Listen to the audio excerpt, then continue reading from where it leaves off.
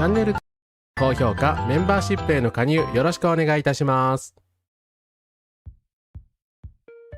はい、皆様こんばんは、聞こえておりますでしょうか。どうもこんばんは、カラスマ100です。本日も来ていただいてありがとうございます。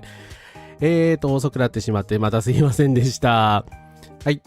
ということで今日は戦争と石油危機で崩壊しゆく日本とアメリカ没落の果てに明日はあるのかということで、イラン戦争渦中のアメリカから高市政権の諸問題、日本の石油危機、その後性暴力やヘイトスピーチの問題を取り上げ、最後にプロテスト運動等について取り上げたいと思います。戦争による残酷な描写、軍事的な話題を多く取り上げます。また今回ちょっと性暴力の話題も出てきますので、視聴にはくれぐれもご注意ください。またカラスマ配信中、緊張や集中で思わず笑ってしまうことがありますが、深刻な話題を軽く扱ったりするつもりは一切ありませんのでよろしくお願いします。あと配信のチャット欄およびコメント欄では差別等を禁止しておりますので、ルールを遵守の上、お書き込みのほどよろしくお願いいたします。はい、ということでですね、はい、皆さんコンカラスです。来ていただいてありがとうございます。大輝ありがとうございます。おたはなふうかさん、しょうがさん、ミニラトルさん、伊沢さん、ペタさん、無欲さん、マヤエフさん、コンカラスです。来ていただいてありがとうございます。ありがとうございます。今日は文具売り場の試し書き用紙に高市やめろフリーパレスタインと書いて写真を投稿したら割と受けました。もうじきアルバイト始めるのですが、一体いつまで仕事ができるのかということで、いつも、まやさんいつもお疲れ様です。ありがとうございます。そういう地道な活動大事ですけど、いやでも本当にね、石油危機どうなってしまうのかという、ちょっとまあその辺の話もしたいと思います。アビスリッツさん、ケイトさんもコンカラスです。来ていただいてありがとうございます。いつもありがとうございます。ありがとうございます。はい、ということでですね、ちょっとまず、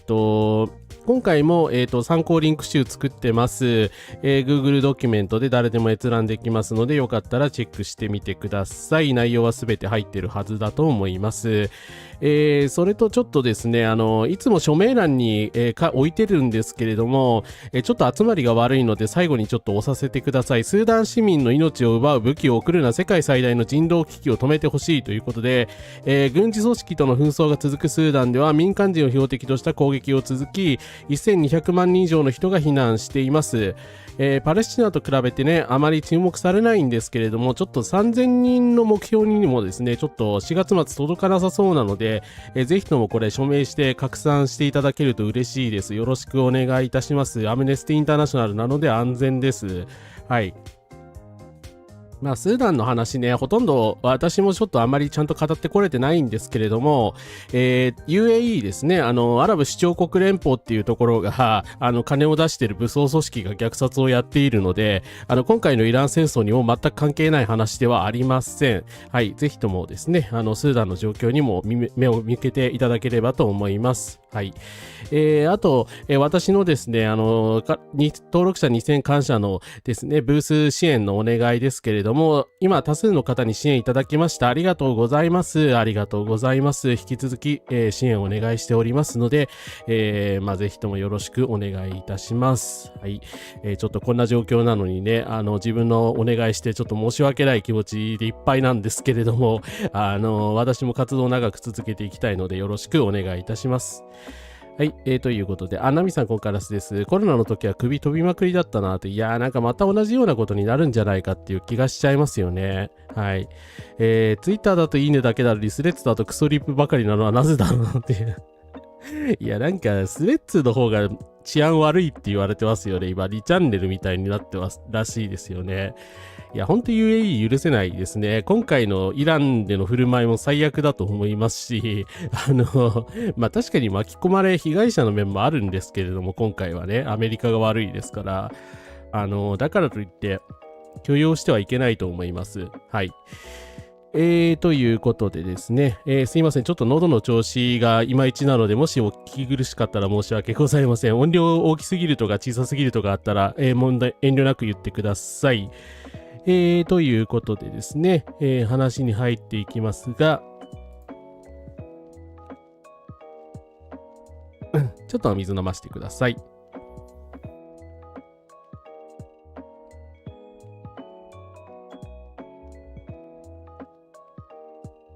はい、失礼しました。ちょっと無理な範囲でやっていこうと思います。すいません。ということでですね、トランプとアメリカと無責任な話をしたいと思います。まあ皆さん報道で知ってると思いますけれども、トランプ大統領が銃撃テロに遭いました。無事で良かったと思います。はい。トランプ米大統領は25日、ホワイトハウス担当記者団主催の夕食会で発生した銃撃テロと推定される事件が起きた後、自身をはじめファーストレディ、副大統領みんな無事だと交流サイトを通じて明らかにしました。銃撃犯は逮捕されております。で、まあ、なんでこんな短いね、中央日報の記事を出すのかっていう話なんですけど、スレッズじゃないや、スレッズではないですね。SNS にトランプが銃撃犯の写真、拘束されている写真をですね、アップロードしまして、BBC とかまでですね、その犯人像を結構不用意に拡散しているんですけれども、まあ多分ね、トランプのいつもの手口でですね、まあ移民ヘイトとか人種ヘイトとかを煽りたい文脈があるんじゃないかと思われまして、まあ今回マジのテロリストで、反トランプで、民主党支持者だったかどうかはちょっと微妙なんですけど、反トランプ主義者だったということなので、はい。まあ自分のね、アンチとかですね、アンティファのまた人たちに罪をなすりつける意図があると思われるので、私は写真等か詳しいことは拡散しません。はい。知りたい方は検索すればすぐ、詳細が出てくるかと思いますが、今回の事件を、ね、政治的に利用しないでいただきたいと思います。まあ犯人は逮捕されて当然ですけれども、はい。TTS さん、コンカラスです。自作自演はね、ある説を出たんですけど、それはさすがに、陰謀説なので、今のところ根拠はないです。はい。まあでもね、そう言いたくなりますよね。で、すいません。一瞬ネタバレしてしまった。そして、まあ、この銃撃テロに関しましてですね、即座に、あらゆる手段の暴力は絶対に許されないと言った首相がいらっしゃいます。さて誰でしょう？はい、すいません、ネタバレしちゃったけど、ベンヤミン・ネタニヤフですね。トランプに対する暗殺未遂の知らせに私と妻は衝撃を受けています。暴力に居場所はありません。政治指導者に対しても誰に対しても世界に暴力の居場所はないんです。どの口が言うねん。いや、すごいですね。さすがネタニヤフって思いました。高市さんもまあ同じこと言ってるんですけれども、だって発表即座にこのメッセージ出してるんですよ。すごくないですか？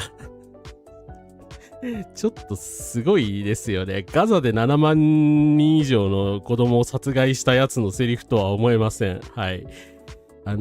まず暴力を追放するっていうんだったら、まず自分を追放してください。はい。って真摯に思います。なんとかさんコンカラスです。ダブルスタンダードですよね。いや、本当にひどい。まあ、高市さんでさえダブルスタンダードって言われてたけどね、ネタニヤフはもう突っ込みどころしかないですね。はい。フリーパレスチナのスタンディングにも毎回スーダン出身の方が来てくださいます。そうなんですね。スーダンはそうですよね。パレスチナ連帯してくれる方いらっしゃいますよね。はい。何言ってんだこいつ。うわ、これ世界一お前言う案件。ガザへのジェノサイドは暴力ではないって言うんですかって。いつせさん、コンカラスです。なんかですね、トランプの銃撃テロを受けて、世界に暴力の居場所はありませんってネタニヤフが言ってます。地獄絵図ですね。はい。で、まあ世界中のね、右翼とかシオニストの人たちがまた左翼がテロを起こしたみたいなことを言っていて、まあ確かにこの犯人は本当に反トランプ主義者です。まあトランプは許せないと言って銃撃したそうなので政治テロ犯なのは間違いないんですけど、去年民主党員の人襲われてますよね。しかも死んでますよね。アメリカの人たちもう忘れたんですかね。はい。米ミネソタ州で州議会議員の、当時ですね、メリッサ・ホートマンさんっていう左の写真の方ですが、当ジョン・ホフマンさんが襲われ、ホートマンさんは命を落としました。哀悼の意を表したく思いますが、彼女が亡くなってからまだ1年経ってないんですよ。これ6月15日の事件ですからね、去年の。だからホートマンさんの事件は当時大変な問題になりまして、なんで死ななきゃいけなかったのかということで、ポールターというですね、犯人が捕まって、動機を吐かせたんですけど、やはり政治的動機でした。反中絶、反トランスジェンダー主義者だったそうでして、このホートマンとか、民主党員どもはけしからんみたいな、他にはね、ローキングスデモがすでに行われ始めていたので、デモ潰しという意図もあったらしいんですけど、極右の人間だったわけですね。だからそいつが銃撃して殺してしまったんですけれども、だからホートマンさんの事件のことみんなもう忘れてるんですよね、都合よく。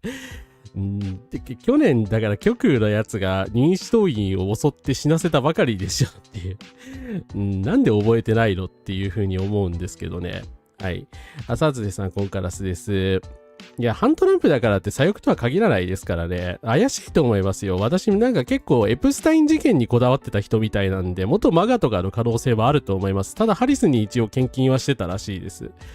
八母星さん、コンカラスです。とんでもない熱出たので休みます。すいません。お休みください。ゆっくりお休みなさってください。もちろん左翼だからといってこの銃撃事件を支持しているわけではありませんが、同様に凶悪な事件が去年起きてますし、しかも民主党員のオートマンさん殺されちゃったわけですよね。そのことについてどう思ってるのっていう、また事件を利用して左翼がみたいなことを言ってる人たちには言いたいですね。はい。ということでですね。ただ、先ほどね、暴力は許せないとか言っている人たちがいましたけれども、はい、暴力といえばレバノンですね。レバノン南部のキリスト教徒の村ヤルーンがイスラエル軍によって破壊される前と後の様子がアップロードされ衝撃を与えています。一目瞭然ですよね、これ。レバノンってキリスト教徒の方たくさん住んでるんですよ。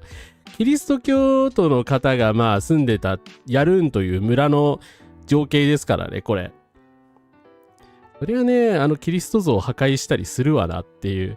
だからなんでこの状況に世界中の人たちは怒らないのかと。もはや宗教の問題さえないですよね。はい。からしみさん、こんからすです。配信お疲れ様です。ありがとうございます。来ていただいてありがとうございます。で、詳しい記事になって、ザ・ナショナルが詳しい記事を出してるんですけど、文化戦争、イスラエルの攻撃でレバノンの遺産が次々と破壊されているということで、国家遺産級のですね、ユネスコに登録されている、モスクであるとか、建物であるとかを次々とイスラエルは破壊しているということで、本当に無残ですね。はい。言葉がないんですけれども、だからレバノンは多宗教国家なので、もうキリスト教徒だろうがイスラム教徒だろうが関係なしに攻撃してるし、もうヒズボラも何もないわけですね。はい。なのでこういう戦争で支持してるのがアメリカのトランプであり、それを間接的に支持してるのが日本だっていうことなんですよ。それをもっとよく考えた方がいいんじゃないかと思います。もうほとんど文明に対する攻撃ですよね。だってこれだってキリスト教会でしょ。このありさまですよ。はい。もちろんガザではね、もっとひどいことをやっているんですけどね。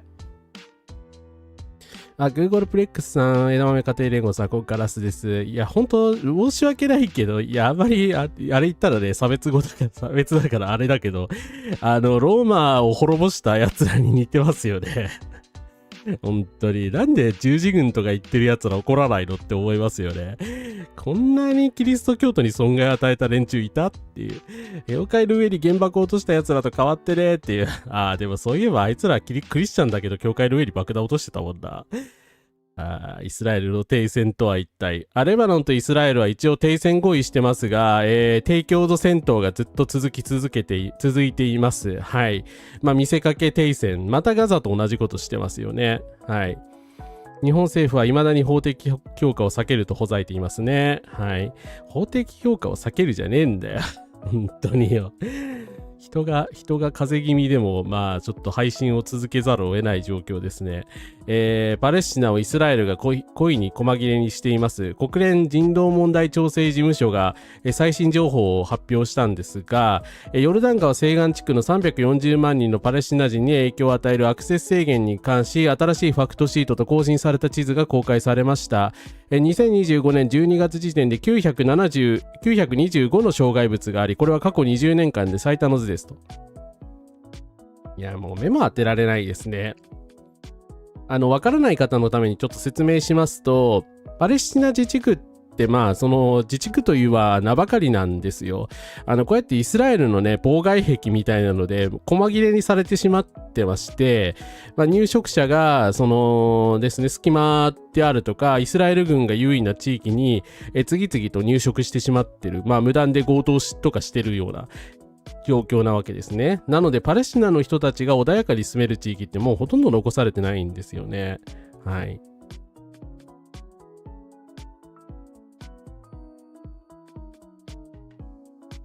当然直接人間の攻撃をする方がダメですが、市民の生活に必要な施設を大切にするものを攻撃するのは人々の心を折る威力がありますね。いや本当にね、だからそれも狙いの一つだと思いますよ。この人たち本当邪悪だから。イスラエルはね、だからわざとこうやって攻撃するわけですよ。パレスチナの人たちのオリーブの木を倒したりだとか、こうやってね、大切なモスクを破壊したりするっていうのは、レバノンでもやってますけれども、相手に屈辱を与えるっていうのが、目的化しちゃってるわけですよね。で、他にも生きる希望といえばですね、こういった悲劇的な出来事もありました。イスラエルは昨日ガザで、イマド・ミクダットさんをドローン攻撃で殺害し、彼の太陽光発電の携帯電話ステーションを標的にしました。こちらの写真のミクダットさんという方が殺されてしまったそうなんですけど、継続的な停電の中で、通信手段を提供していたと。ガザの人たちってスマホ持ってるんで、一見してなんかね、スマホで連絡できるんだからいいじゃないかみたいなこと言う人がたまに見かけるんですけど、当然ですけれども、充電手段もないし、生活に必須だから、みんな何とかして充電を持たせようとしながら持ち歩いてるわけですよね。だから充電ステーションってとても大事なんですよ。だからこの方はソーラーパネルを使って充電ステーションを作って皆さんにおそらく無償でね提供してたわけですよね、電源を。はい。でそこを殺害したと。でもちろんこれだけがひどいというつもりはないが、こんなことを積み重ねて日常にしているイスラエルは絶対におかしい。どんな言い訳も通用しない。今すぐやめろと。はい。今すぐやめてほしいです。というか暴力そのものじゃないですかね。スマホ充電してたら罪になるんですかね。はい。タイムさんコンカラスです。ありがとうございます。来ていただいてありがとうございます。太陽光パネルをブルトーザーで壊す動画もありましたね。はい、ありました。あれはレバノンかな？南レバノンでも同じようなことやってるんですよね。そう、意図的にやっぱりこういう施設を持ってる人を狙うんですよ。はい。だから本当凶悪極まりないと思うんですけど、ただ我々のねネタニヤフ首相もそろそろさすがに政治的に限界ではないかという話がちょっと出ています。イスラエル元首相2人が新党を結成し打倒ネタニヤフに連携しているということで、ただこれ全くいいニュースではありません。説明しますが、イスラエルの右翼のベネットという人と中道派のラピドが、今年10月に予定されているおそらくネタニヤフは落選するのではないかと言われています総選挙が行われます。ネタニヤフ落ちればね、逮捕される可能性も高いと思うので、晴れてね、戦争犯罪者として裁かれるのではないかという期待はあるわけですが、ただその代わりを狙ってるのがこの2人。なんでしょうね参政党と国民民主党みたいなですねトゥギャザーみたいなことを新党を結成して、我々はネタニヤフの支配に終止符を打つんだみたいなことを、言っていてですね、以前は、アラブ系の人たちと連合を組んだこともある人たちなんですけれども、当然右翼でシオニストなんで、アラブ系政党との連立を模索することはないと、述べて敵対勢力への領土割譲も否定している。イスラエルへの占領地域に独立国家を樹立するというパレスチナ側の目標を妨害することを念頭に置いた発言と見えるということで、ネタニヤフ2じゃんってですね多分何も変わらない、政策的にはですね大して変わらない、さすがに戦争は虐殺はしないかもしれないですけど、大して変わらないのではないかと言われてます。ネタニヤフさえいなくなれば問題は解決すると思っている人々には悪いが、この2人の信徒が政権を握っても問題は解決しない。というのもベネットは西岸の入植活動推進派だし、ラピドもその方針を飲んで合流しているからだ。ギデオン・レビの表現を借りれば汚職抜きのネタニヤフが首相になるだけであるということですね。はい。もうイスラエルは正直ね、やっぱり制裁を加えてですね、こういう人たちをまとめて追い出さないと、まあ国がもはや自浄作用を失っている状態だと思います。はい。ケイタックさん、コンカラスです。来ていただいてありがとうございます。そう、救急車を攻撃したりね、病院を攻撃したり、まあ、今度はスマホ充電器を充電施設を攻撃するっていう。ほんと立ち悪いですよね。何がスマホ充電剤だよっていう。だからやっぱり憎悪を煽る、差別を煽るような教育がなされてる人たちがたくさん国の中にいて、まあそういう人たちが権力を握ってしまってるもんだから、結局ネタニヤフを追い出してもこういう人たちが当選しちゃうんですよね。はい。まあ日本もあんま人のこと言えない状況になりつつありますけど、そう病院狙ったり食料配布してるところ攻撃したり、ほんと邪悪ですよね。悪いやつが別の悪いやつに倒されるという、そういう状況なんですよ。そう、国家そのものおかしいですからね。はい。レバノンの亡くなられたジャーナリストの方は先週取り上げましたが、いやー、だからジャーナリストを標的にして殺害するっていうのもね、典型的なだからもう全てがアウトなんだから、この国にやっぱりテロ国家として制裁を与えないと、結局はね、内部からはもう変われない状態に陥ってんじゃないかなと思います。はい。ナクバを始めたベングリオンも、まあベングリオン左派なんですよね、あれで。信じられないけど。はい。イスラエル的には左翼なんですよ。2月26日に藤原さん、小田切さん、八百さんの声からいた。行かれたんですか？どうでしたどれだけ日本とイスラエルがズブズブなのか見せつけられて言葉をなくしましたということですね。汚職してないだけ立ちが悪いかもしれない。司法が止めることもできない。いや、そうなんですよね。多分ラピドが権力握ったらね、しばらく居座ると思いますよ。本当にネタニヤフいなくなるからね。イスラエルは建国してから問題の始まりだから今更です。ドラさん615さん、コンカラスです。国家情報会議法案とか健康保険法でも見たけど、なんか共産党自民その他という構図も見えなくもない。ネタニヤフでもやってる人たちは、まあ、混じってると思います。その、右翼寄りの人たちもいるし、ゴリゴリの左派の人たちもいます。ただ、本当に反シオニズムというか、そのパレスチナ連帯みたいなこと言ってる左派の人たちは超少数派ですね、残念ながら。はい。まあ、国家人口のね、何%ぐらいなんでしょうね。10% いるのかな。まあ、アラブ系の人とかも含めたらそれなりにいるはずなんですけどね。イスラエル版中核外圧などで何とかするしかないですね。はい。だからね、ほんと国家方針を内部から立たせれない状態に陥ってるというのが、もうどうしようもないんですけど、まあ、ただですね、イスラエルを、今まで支持してきた意外な国が、なんかイスラエル非難を始めました。さて、どこでしょう？はい、ウクライナですね。ウクライナから盗まれた穀物を積んだロシア船がイスラエルのハイファに接近中です。イスラエルが以前、期限に関する事前の警告にもかかわらず、もう一隻のロシア船からの穀物を受け入れてました。ウクライナはその船が港に入った時点で正式にその船の逮捕を要請したが、イスラエル当局は船が出港した後になってようやく対応を発表し、船がもはやイスラエル港にいないため何の措置も取れないと述べました。で、今回2回目ですと。まあ真正面からネタニヤフを批判しないので、シオニストじゃないかとか言われてるゼレンスキー大統領なんですけど、さすがに今回ブチ切れてるらしくてですね、公式にも、非難声明を発表しました。イスラエルはロシアが勝手に盗んだ穀物を戦争中だからって自分のとこに輸入するなと。しかもウクライナの占領されてる土地からですよ。何を考えてんのだお前らはって、まあ声明を出してるんですけど、まあイスラエルはね、なんか事実無根だみたいなことを言って言い逃れしているそうです。まあ、個人的にはね、ウクライナはアゼルバイジャンに近いので、アゼルバイジャンもシオニスト国家なんですけれども、アゼルバイジャンの妨害とかしたらいいんじゃないかと思います。はい。ですが、まあ、ただ、ウクライナがね、イスラエルを公式に強く非難するのは、なかなか政治的に考え難いわけですが、さすがに今回は我慢ならなかったということみたいですね。はい。もっと関係が冷えてほしいなと思います。講演会は濃密すぎて今必死でメモした文章をなしでまとめているところです。まとめ終わったら投稿したいなと思います。ありがとうございます。ありがとうございます。新左翼系だと解放派はだいぶ前から反イスラエル、反シオニズムを唱えてましたね。少数派がボコられながらもデモをやっている感じですね。はい。いや、実際殴られてますからね。イスラエルの反体制派の人たちは本当すごいとは思います。ただ彼らだけではね、やっぱもうどうにもならないっていう感じですよね。そう。イスラエルはね、ずっとシオニズム左派だったんですよ。だから一応パレスチナの二国間を認めてなんちゃらかんちゃらみたいな方針が、主流だったんですけれども、それ以降ですね、右翼政権になってしまって、オスロ合意もうまくいかなかったので、今のような状況に至ってるわけですね。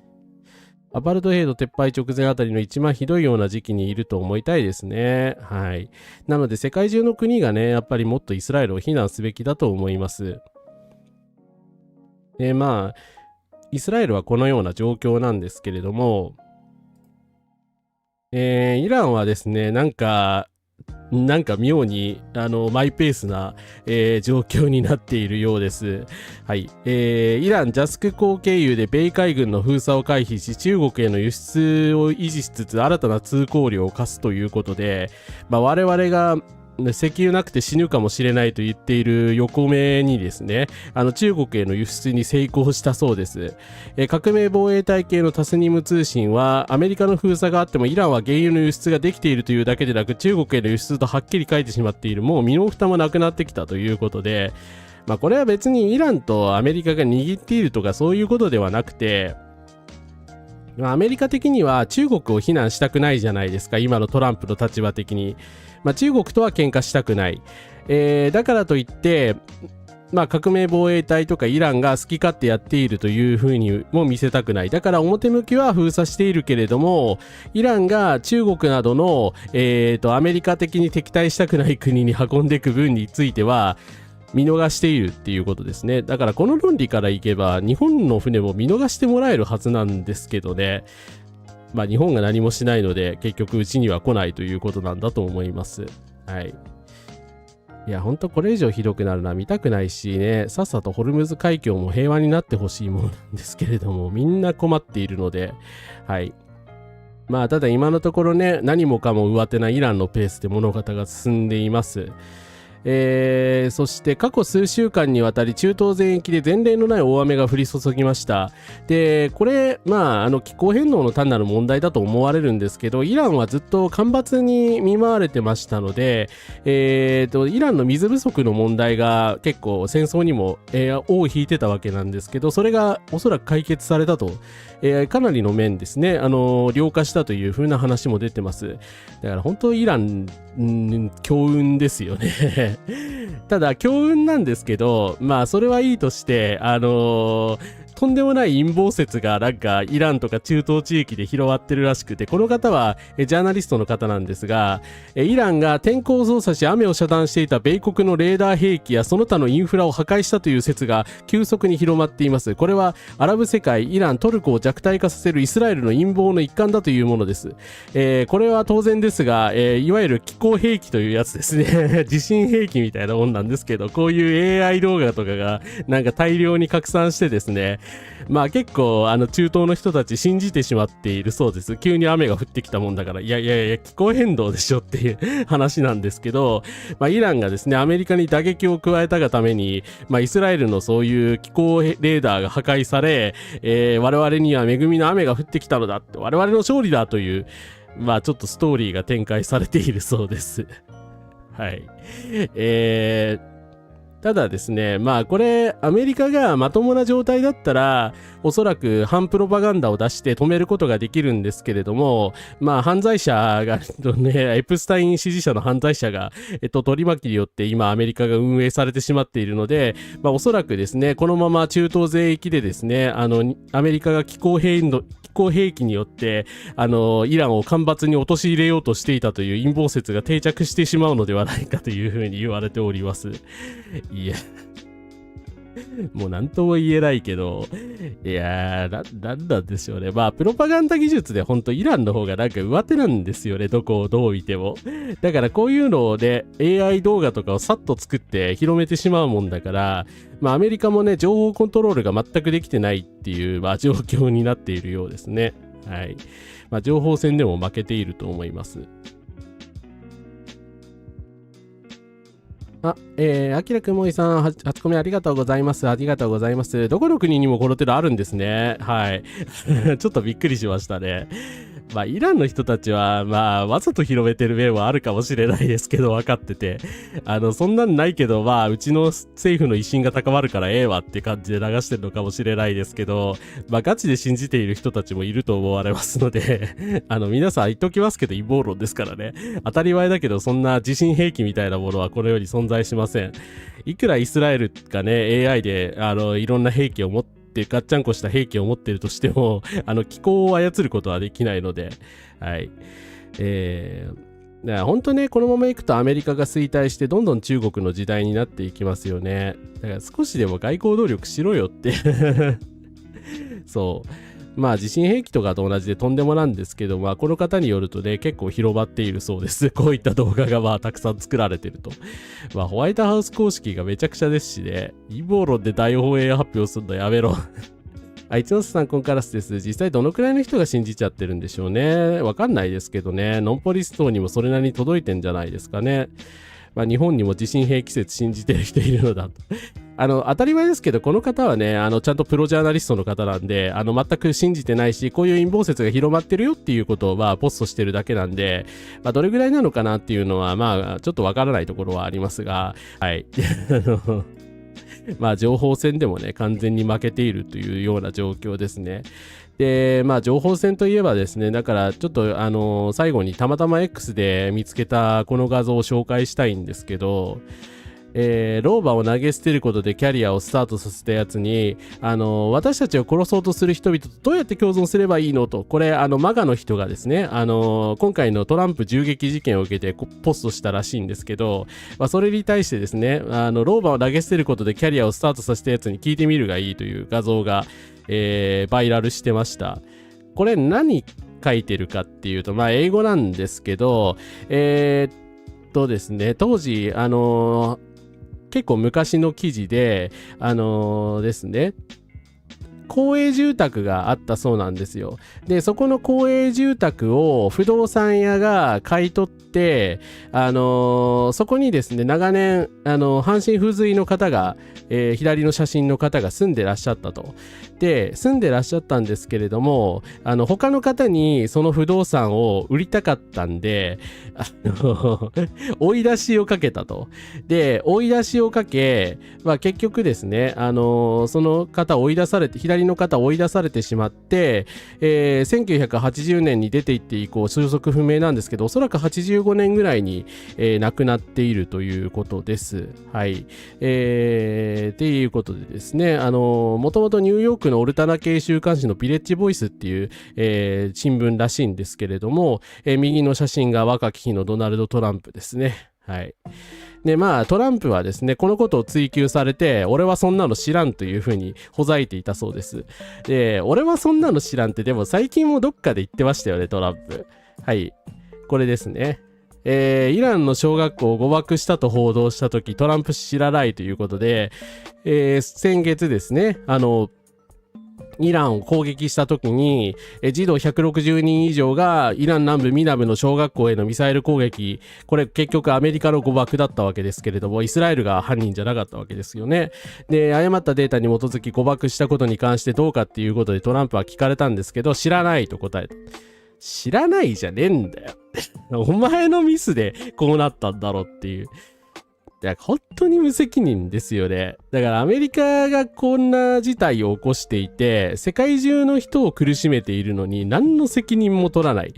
でもまあ、50年前からこの人のメンタリティあんま変わってないんだと思います。はい。まあ当時はね、まあ自分が不動産王になってこんな大統領にまでなるとはさすがに若いトランプは思ってなかったかもしれませんけれども、昔から何も変わってないなって思いました。ちょっとこのエピソード初めて知ったので衝撃を受けたんですけど、最初捏造画像じゃないかと思ったら本物だったので、まあ1980年にそういう事件を起こしていたわけですね。はい。ということで、ポークさん、ゆうこさん、コンカラスです。来ていただいてありがとうございます。クラシックはね、イスラエルのそうですね、優秀な指揮者の人とか多いんですよね。はい。中にはね、反対してる、戦争とかイスラエル政府に反対してる方もいらっしゃったと思います。ですね。ノンポリの人はね、そう、陰謀論とかに結構染まりやすかったりするんですよね。体制がないというか、必ずしもノンポリだからそうとは限りませんけど。地震兵器は無理がありますよね。居住権どこなんだよ。消息不明になった方はですね、その後不明なんですけれども、5年後に、同じ同姓同名の方が、不法記事が出ていまして、1985年におそらく、メアリー・フィランさんという方なんですけど、亡くなっているということです。はい。で、トランプオーガニゼーション側はなんか家賃が滞納してるとかなんとかほざいてたらしいんですけど、当然家賃は滞納してませんでした。追い出したかったんでしょうね。障害年金で、だから暮らしてらっしゃったような方だから。はい。いや、あと知らんで切り通そうしようとするのがね、日本の上層部感はありますよね。俺じゃない、あいつがやった知らない済んだこと。現場猫。不動産の話はとても構造の問題が大きく、個人だけではなく指導者面も大きい。そうですね。マムダにはその辺をそうですね、政治問題、うまく政治問題化したわけですよね。でも最初からやっぱり政治的争点ですよね、居住権の問題って。はい。左翼でも太田龍とかは爬虫人類に地球は支配されているという陰謀論に向かってしまいました。左にも右にもいますよね。自分じゃないあれのせい、障害者雇用の職員がやったよりもマシかなと。ロイコンとそうですね。そもそもだから、父親、シニア、トランプシニアですね、むちゃくちゃな指導とか虐待とかね、ロイコンっていう人が、アプレンティスっていう映画に書かれてましたけど、トランプにこういうやり方を教えたというのは言われておりますので、彼がね、自分で全てこういうキャリアをスタートさせたわけではないんでしょうけれども、今となってはですけどね。はい。で、アメリカは帰ってこない。これが結論だと思う。80年続いた石油と引き換えに守るという暗黙の契約がトランプ就任から数ヶ月で蒸発した。ヤルタ会談の岐路、ルーズベルトとサウジ初代国王が交わした暗黙の契約。しかも捨て方がえぐい。完全発表の前後で株を動かして儲けてるって普通に疑惑がインサイダー疑惑が今報じられてるわけですけど、建前を透けた覇権国の大統領が自国民から合法的に、物を巻き上げていると。これがアメリカンドリームの最終形態、自由の国が内部通報者の国に化けた瞬間である。西洋のニヒリズムが行き着くところまで行き着いた感じである。で、残ったのは力とディールであり、中ロが20年間言ってた、力が全てだみたいな、論理にですね、アメリカが染まってしまったわけですよね。で、結局アメリカとかイランの方が上手だから、自称ディールな達人なだけで、火だけつけて帰ってる放火魔みたいになってしまってると。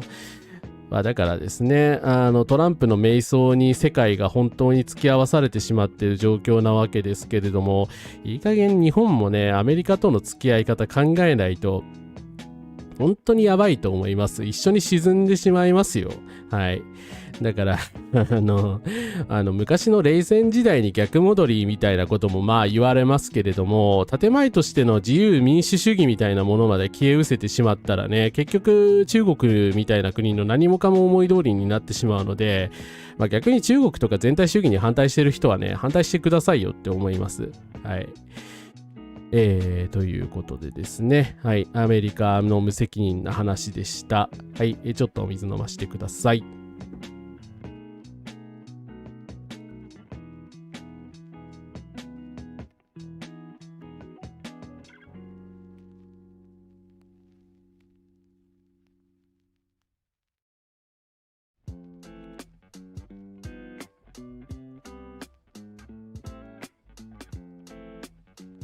ナノクラフトさんこんばんは。来ていただいてありがとうございます。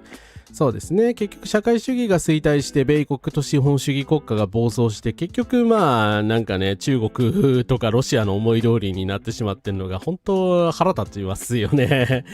はい。もはや中国も社会主義じゃないですからね。リスク分散がよく言われてますけど、だったらアメリカ依存から切り込んでいけよっていうね。いや、本当ですよね。結局、リスク分散してないからこういうことになったでしょっていう。今更ですけど、遅いですけど、はい。中東に頼りきりなのもダメだし、米国に頼りきりなのも当然ダメだということですよね。そう、チャイナリスクどうかどうとか言うんだったらアメリカのリスクをまず考えておくべきだったんですよ。はい。だから習近平とトランプ比べたら、だから世界の指導者はそう思い始めてると思いますよ。だって習近平侵略戦争しないからね。プーチントランプと違って。だからやっぱり相対的には付き合いやすいじゃないですか。台湾の人たちはね、やっぱりそれだけに戦々恐々と今しちゃってると思うんですけど、だからまあ中国はね、今のところ武力行使を示唆してるのは台湾以外にないので、はい。他の国の人たちからしたらね、まあ冷たい言い方をすればね、自分と関係ないみたいになるわけですよね。うん。だからですね、お水飲んでうちはありがとうございます。ありがとうございます。だから結局そういう権威主義的な権力者の思い通りになってしまうというのは何とかして止めなきゃいけない流れだと思います。はい。ということでですね、金と薬と高市政権の話を続けてしたいと思います。ちょっと動画流しますのでご注意ください。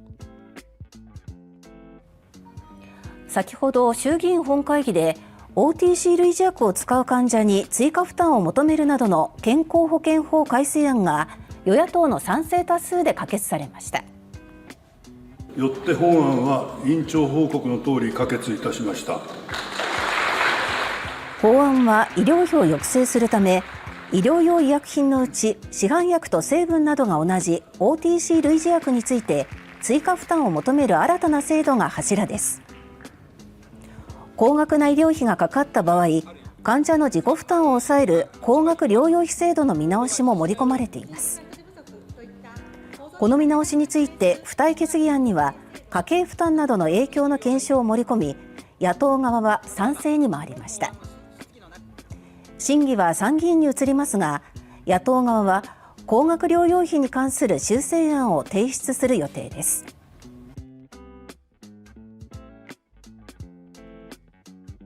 はい。高額療養費に続いて OTC 類似薬負担増も通ってしまいました。はい。野党の皆さんは賛成しないでほしかったですね。はい。とんでもねえ事態になってしまいましたね。だから付帯決議つけようと賛成は賛成ですからね。まあ未だにそうですね、全体主義対資本主義みたいな見方をする人がいますけども、そもそもプーチンって資本主義者ですし中国も半ば資本主義化しているので、もはやそういう仕分け自体が無意味な気がしますし、まあ民主主義陣営対全体主義陣営みたいなことももはや言えなくなっちゃった感じがありますよね。アトピーです。国に見捨てられたような気持ちですっていう、そうですよね。だから散々これだけはダメだという風に言ったのに結局聞き入れられませんでしたね。国は OTC 類似薬という特定の薬を保険対象外除外自費にすると言いながら全ての薬を全額自費するように法改正しました。はい、これは辰巳幸太郎さんが指摘した通りです。はい、法制上は理論上は可能です。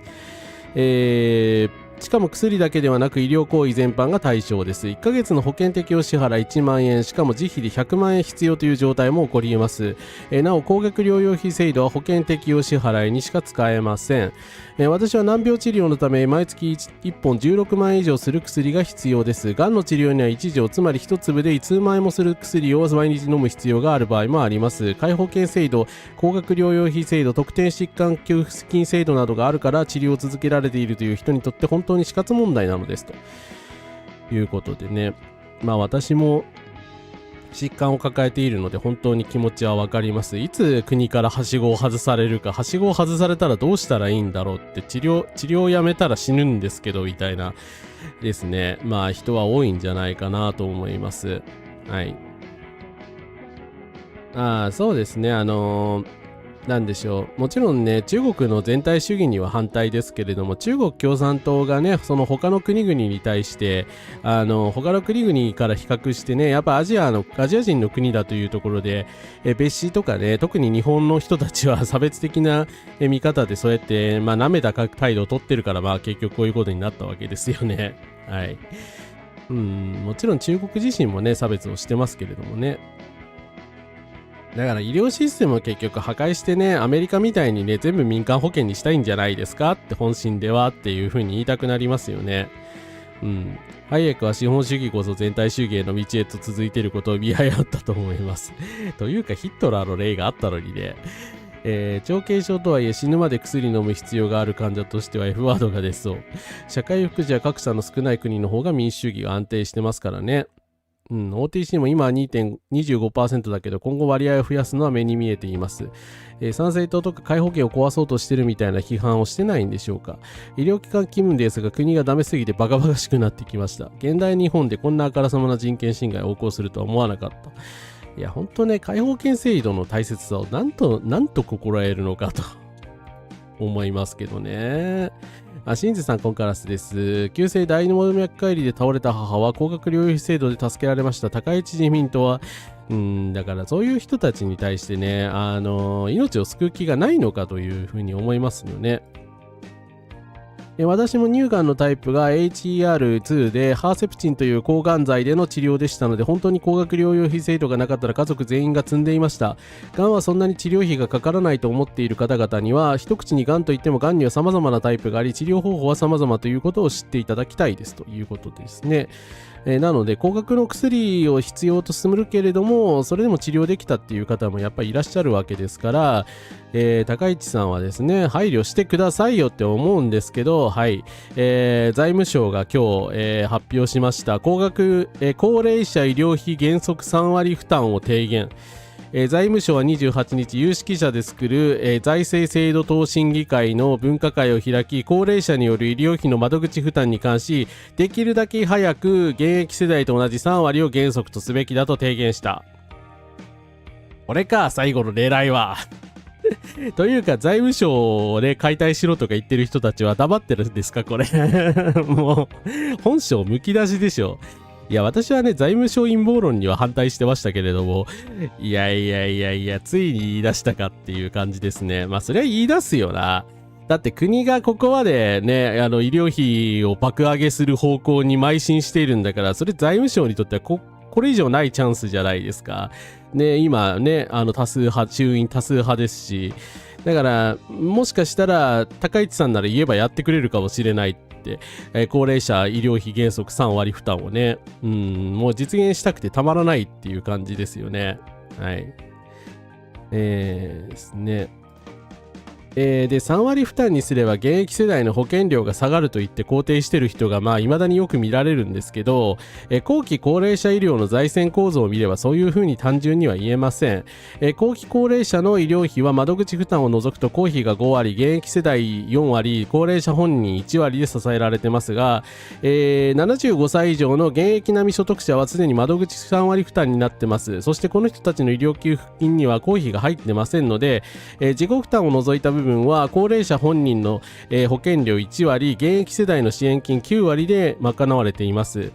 この仕組みのまま3割負担の対象を現役世代並みの所得者として広げるだけだったら公費が入らない領域が広がり、要は財務省としては公費を削りたいわけですから、この可能性高いですよね。だから公費と現役世代の人たちのいわゆる社会保険料ってまた違う算出で出しているので、だからそこを下げたいと思うがあまりに3割に踏み切っちゃったら、自分がね年老いた時にちょうど3割になったりとか、現役世代の人たちにも結局負担が大して変わらなかったりっていう可能性高いわけですよね。だからこういう議論はもっと落ち着いてやらないと本当にですね増税されて終わりだと思うので、まずいと思うんですけれども、ただ高市政権だといきなりねスピーディーにやりかねないので恐ろしいなというところです。はい。道の海賊さんコンカラスです。いや本当ね、なんか本当にやることなすこと最低なもうどこまで新自由主義なのっていう。はい。私も通院患者だけど皮膚炎もたまにあるので、これがいつものアトピーの人たちの絶望たるや。医療必要な人も命の危機があります。そして治療に従事する人にも危機やと教えてもらいました。製薬会社も危機だと。そうですね。これをやるからといって製薬会社が丸儲けするとかそういうことにはなりません。保険会社も儲かるだろうけどね。製薬会社はですね、今も本当ギリギリの状態でやっているので、っていうか薬費とかの負担が減ることはですね、お医者さんにとってもデメリットなので、本当はだから医師会とか結託格してね、自民党にくっついてる場合じゃねえだろっていう感じで、抗議しなきゃいけない事案だと思います。いや、ほんとね、人を殺しに来てますよね。それでこそ怒ってほしいですね。怪我できないっていう、本当はアメリカみたいな国になっちゃいますよね。怪我しても、病院行かないじゃないですか、向こうの人たちって金がないから。はい。だからね、なんでああいうアメリカみたいなひどい保険の国を目指すんでしょうかね。だからアメリカって皆保険がないもんだから、怪我しても病院行けなかったりとか、貧乏な人は癌にかかっても死ぬしかないみたいな国なわけですよね。徹底したそういう、冷酷な自己責任社会で、保険会社のやつらは大儲けしてて、めちゃくちゃ嫌われてるもんだからね、テロリストみたいな人が、殺害したりとかしてるわけじゃないですか。そんななんか修羅の国みたいになりたいのかって思いますけどね。はい。窓口負担を絞り取ってミサイルを買ってどういう国を目指すのか。貧しい軍事国家を目指してますよね。本当に。自分さえ良ければいい奸悪の国。格差を広げ弱者を切り捨て一部の人間のみが富を独占する新自由主義の暴走を止めなきゃいけないですね。責任ある積極財政といって結局自分で積極財政と言ってるのがやっぱり嘘くさい。なんか積極財政なのに医療削ってんの意味がわかんないですよね。はい。現場の従事者も機材薬品製造者も材料が入らないし倒れそうだと。そうですね。でから今ナフサショックも来てるわけで、薬の話も後でしますけれども、薬を積む薬包材とかもね、薬包のプラスチックとかもなくなってきてるわけですよね。工場を削りたいってヘルジャパンで弱者切り捨てしかやってない。もちろん高齢者でもだからお金を持ってない人とかたくさんいるわけですからね。現役世代と高齢者って分けるのがまたレトリックなわけですよね。確かに1割負担なのは事実ですけど、アトピーは化学物質過敏症で障害者年金受給できる可能性もあるけど、それもカットされていくんだろうなと。小さい院なんかはますますそうですね、経営が圧迫されるし、支持団体にパワハラするから高市政権。自己責任論者医療10割負担で年金、福祉もなしで OK って。本当にそう思ってるのかな。あたるこっこさん、コンカラスです。来ていただいてありがとうございます。そう、財務審理教は陰謀論ですよ。陰謀論だけど、財務省がこういう組織なのはみんな知ってるっていう感じですよね。ここでこうやって喜び勇んでこういう提案をしてしまう。だから言われるんだよ、君たちはっていう。ナフサ原油で大変なのだが、そのイランの前に中国からのレアアース規制の話もそうですね、なんか忘れられつつありますけど、今ダブルショックで影響を与えつつありますからね、ちょっとその話後でします。そしてちょっと高市さんがね、じゃあお金をねどれだけ削ってるんだろうってさぞかし節約してるんだろうなっていう話になるじゃないですか。はい、毎日新聞が4月25日に記事を出したんですけど、ブラックボックス化する宗教法人寄付首相支部に3000万円ということで、高市早苗首相が代表を務める自民党支部、奈良だと思いますけど、奈良第2支部だと思いますけど、2024年宗教法人が3000万円を寄付していたことが分かった。統一教会かなと思ったけど、統一教会ではありません。毎日新聞はその寄付の妥当性をチェックしようとしたが、裏付けとなる文書が開示されなかった。政治資金規正法で国民の監視を謳う制度がブラックボックス化している不備が浮かび上がってきた。この法人は奈良に、拠点がある上名原である。首相が代表の自民党奈良県第二選挙区支部は24年、総額で1億4300万円の寄付を集めており、上名原は個人、企業、団体による献金のうちで最高額であったと。で、宗教法人なんですよ。宗教法人なんで、結局開示しろって言っても開示する法制度がないんですね。だから、本当は開示しないと、実際、法にね、触れないかどうか、公職選挙法に触れないかどうか分かんないんですけど、3000万円もの額をね、高市さんの支部にボンって入れておきながら、そのお金がどっから来たのかもわかんないし、なんでこんなに金額寄付したのかもわかんないし、代表者は個人として1000万円寄付してるしみたいな話になっております。はい。ほんとタイトル良くないですよね。なんかね、高市早苗ちゃんと書いてほしいですよね。いや、3000万円ポンとくれてほしいわ。本当に。私ブースで募集してるので、よかったら皆さん広めてください。はい。で、この話聞いたことあるぞって方もいると思うんですけど、去年ですね、未確認情報としてデイリー新潮が報じてました。お父さんが右翼活動をしていたことには触れられたくない、高市政権に3000万円献金した謎の宗教団体代表女性ということで、週刊新潮、デイリー新潮なんで、ちょっと路悪的な書き方をしてるんですけど、このカムナガラを運営している河合徳子さんという人について、いろいろ書いています。今そうですね、ペーパー宗教団体臭いんですよ。実際立派な御殿はあるんですけれども、宗教団体としての実態はほとんどなくて、信者さんもいないと。だから統一教会ともまた違いますよね。統一教会は本当に信者がいるので、そうではなく、ノブレスっていう会社を創立して、物流やホテル、観光事業や不動産事業などでお金を稼いでいると。で、そこのお金で、このカムナガラっていうのを運営していて、そこからなぜか、自民党に3000万円をポーンと寄付しているというところですね。はい。で、なんでこんなことするんですかっていう話なんですけど、これもね、だから SNS とか週刊誌で今言われていることなということを前提に言いますけど、教団代表で高市のパトロンっぽいノブレスグループ代表河合徳子さんは、父親が大日本菊水会の河合俊三で、昔の住所がカムナガラと同じなので、民族派だった父が創設した神道系の新興宗教をそのまま引き継いだと思われると。住所も同じで、お父さんの名前も同じなんで、ほぼ間違いなく同一人物だと思われる河合俊三という人物が、徳子さんのお父さんで、大日本菊水会っていうの右翼団体のボスだったと。で、この右翼団体っていうのが、これもね、ちょっとデイリーじゃない、現代が面白おかしくちょっと書いているんですけど、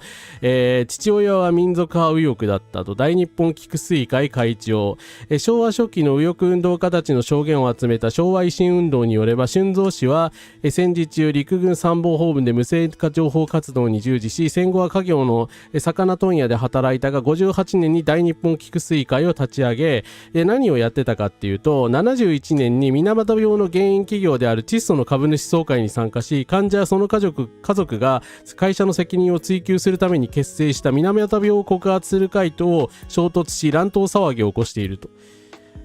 はい。今ですね、OTC 類似薬の負担増を決議した高市さんの、事実上のパトロンの一人であると言われているカムナガラの経営者のお父さんが水俣病患者の人たちをぶん殴っていたんですよ。なんだこれなんだこの話はっていう。事実は小説よりきなりみたいな話じゃないかと思うんですけど、なんかね、新自由主義って私たちは、もちろん新自由主義的な、今、高市さんは別にこういうね、河合俊三さんの真似をしてこういうことをしているわけじゃないと思いますし、そう言ったら陰謀論だと思いますけど、なんか日本の右翼の人って昔からこんな感じなのって思いますよね。とにかくなんか患者の権利みたいな言葉が気に入らないのかなって、ちょっと思いました。はい。ですね。そうですね。医療の極端な高額化は結局お金持ちの人も損しますからね。だからみんな損すると思いますよ。アメリカの人たちだって喜んでないはずなんですけどね。民族派右翼、ノブレス・オブリージュなさそう。海底じゃないですか。はって総会屋。総会屋みたいなことしてたわけですね。いやは窒素が雇った。窒素ってとんでもない企業だったんで、水俣病のね、原因を作ったりもかかわらず、そのことをのらりくらりと交わしてた奴らだったわけですよね。だから、窒素が暴力団を雇って乱闘騒ぎを起こしたという、これ歴史的事実ならしいんですけど、いや。信じられないなっていう。はい。そうですね。活動ない宗教法人の商業利用っていうのはね、新宗教の問題とはまた別の問題ですからね。だから、なんかよくカルトみたいな言い方するの、ちょっと宗教差別的だと思うんですけど、そういう問題ではないですね、この人の場合。宗教の皮かぶってるだけなんで、実態暴力団みたいな。暴力組織の系譜ですかみたいな。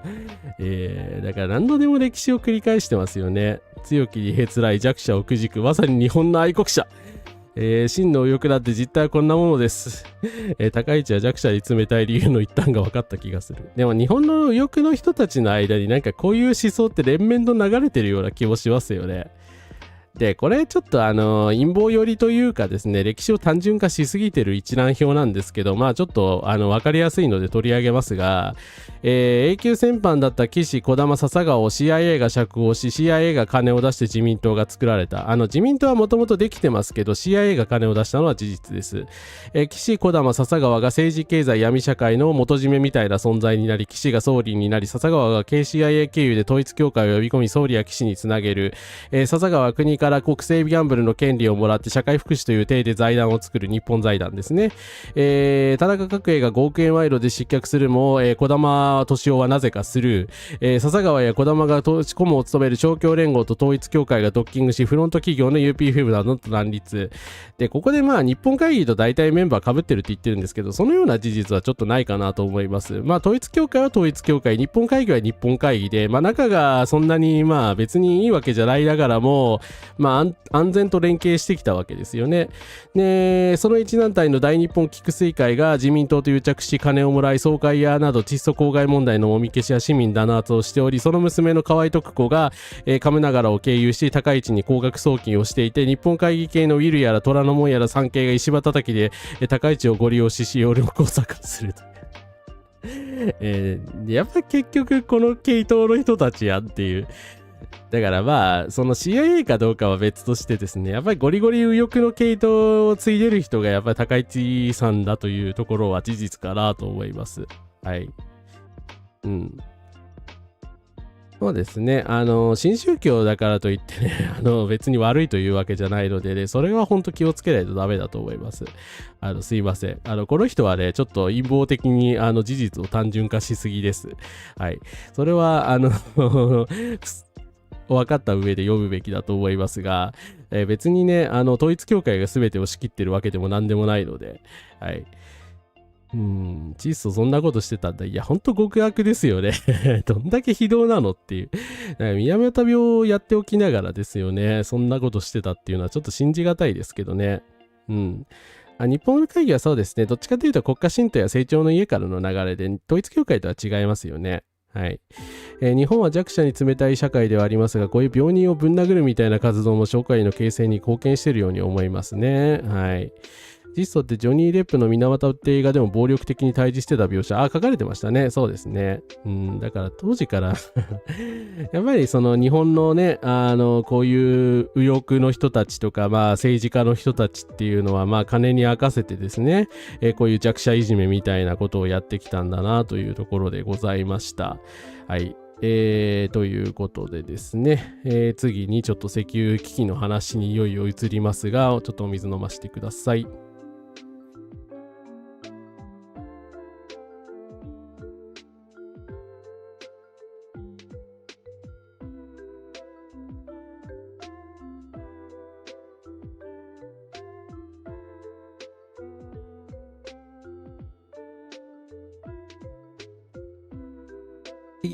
失礼しました。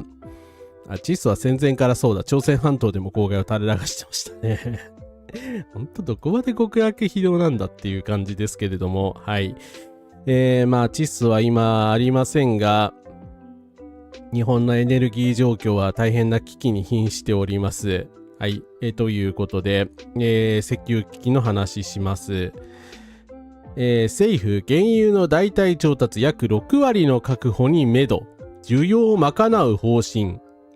中東情勢をめぐって政府はホルムズ海峡を経由しない原油の代替調達について来月はおよそ6割の確保に目処がついたとして新たに行う20日分の国家備出の放出と組み合わせることで需要を賄う方針です。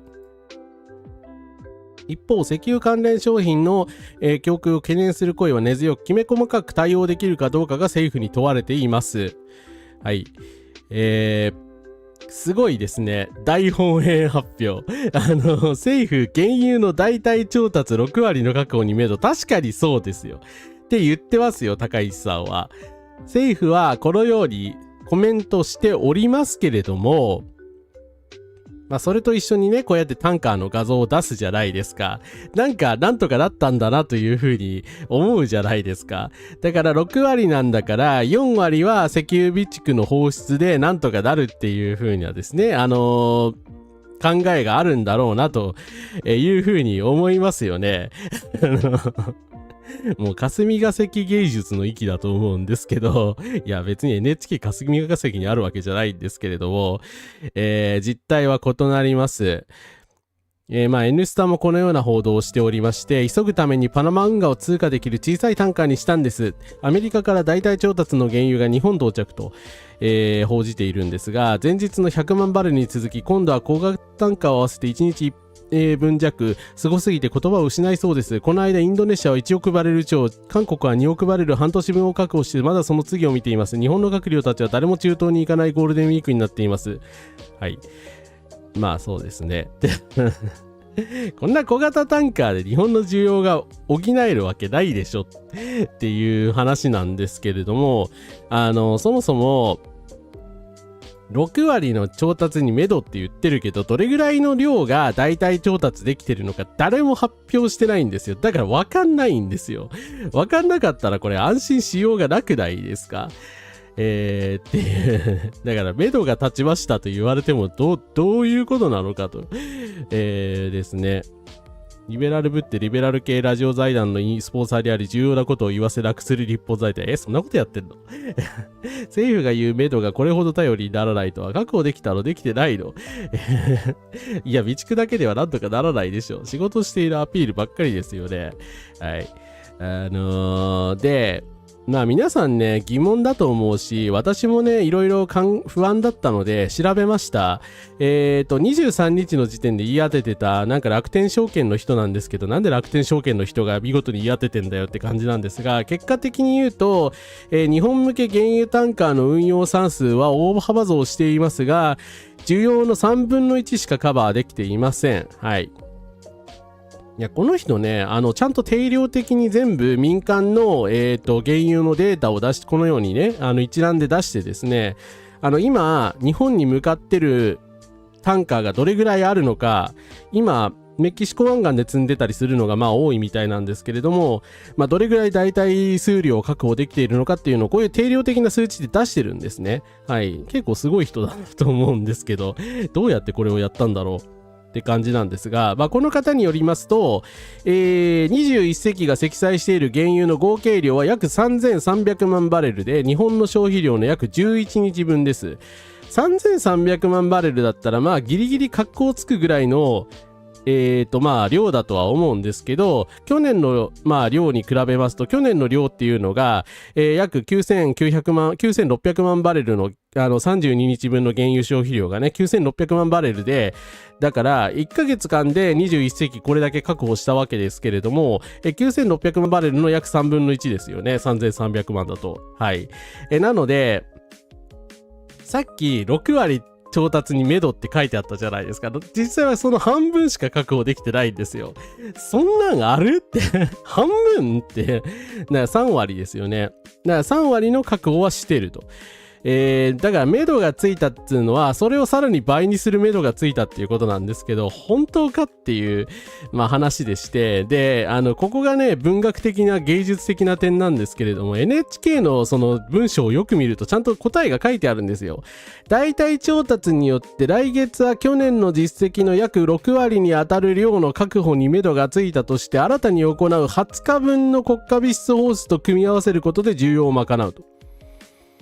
新たに行う20日分の国家備出の放出と組み合わせることで、要は1ヶ月分30日分とかになるわけですから、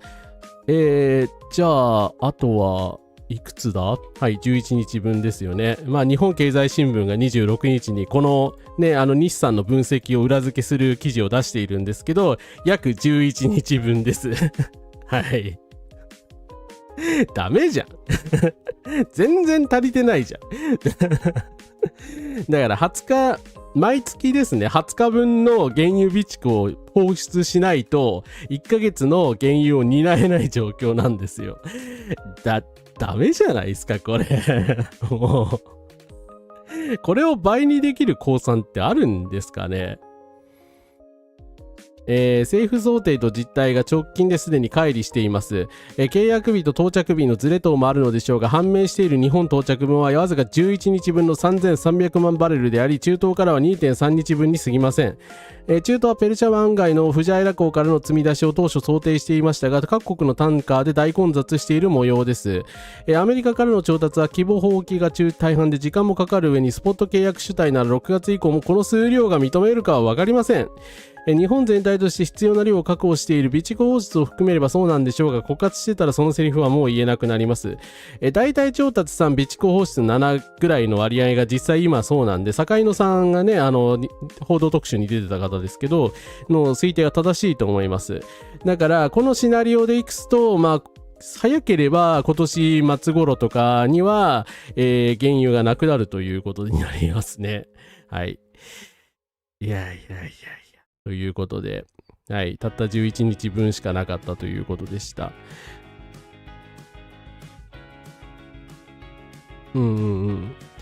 法外の被害者のそうですね、方々に関しては、とにかくね、企業とか権力者だけじゃなくて、社会からの差別とか、冷淡さも本当にひどかったということですよね。はい。そういうところも日本ってあんまり変わってないんじゃないかという気がしますよね。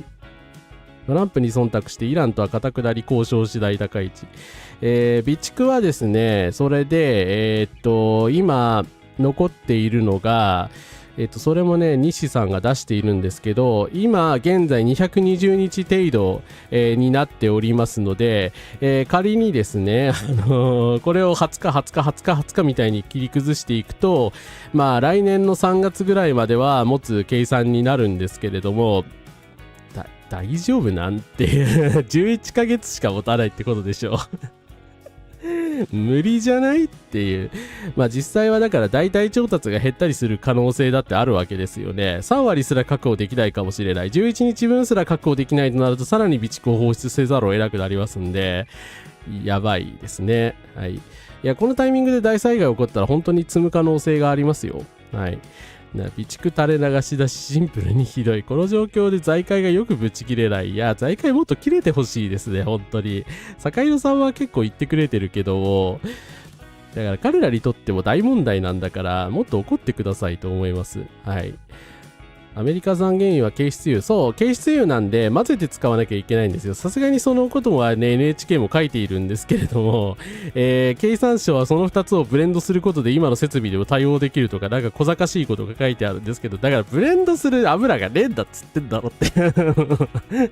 いい加減にしろという感じですが、備蓄があるうちはね、備蓄分とブレンドすればいいのかもしれないですけど、備蓄がなくなったらブレンドもできなくなりますよね。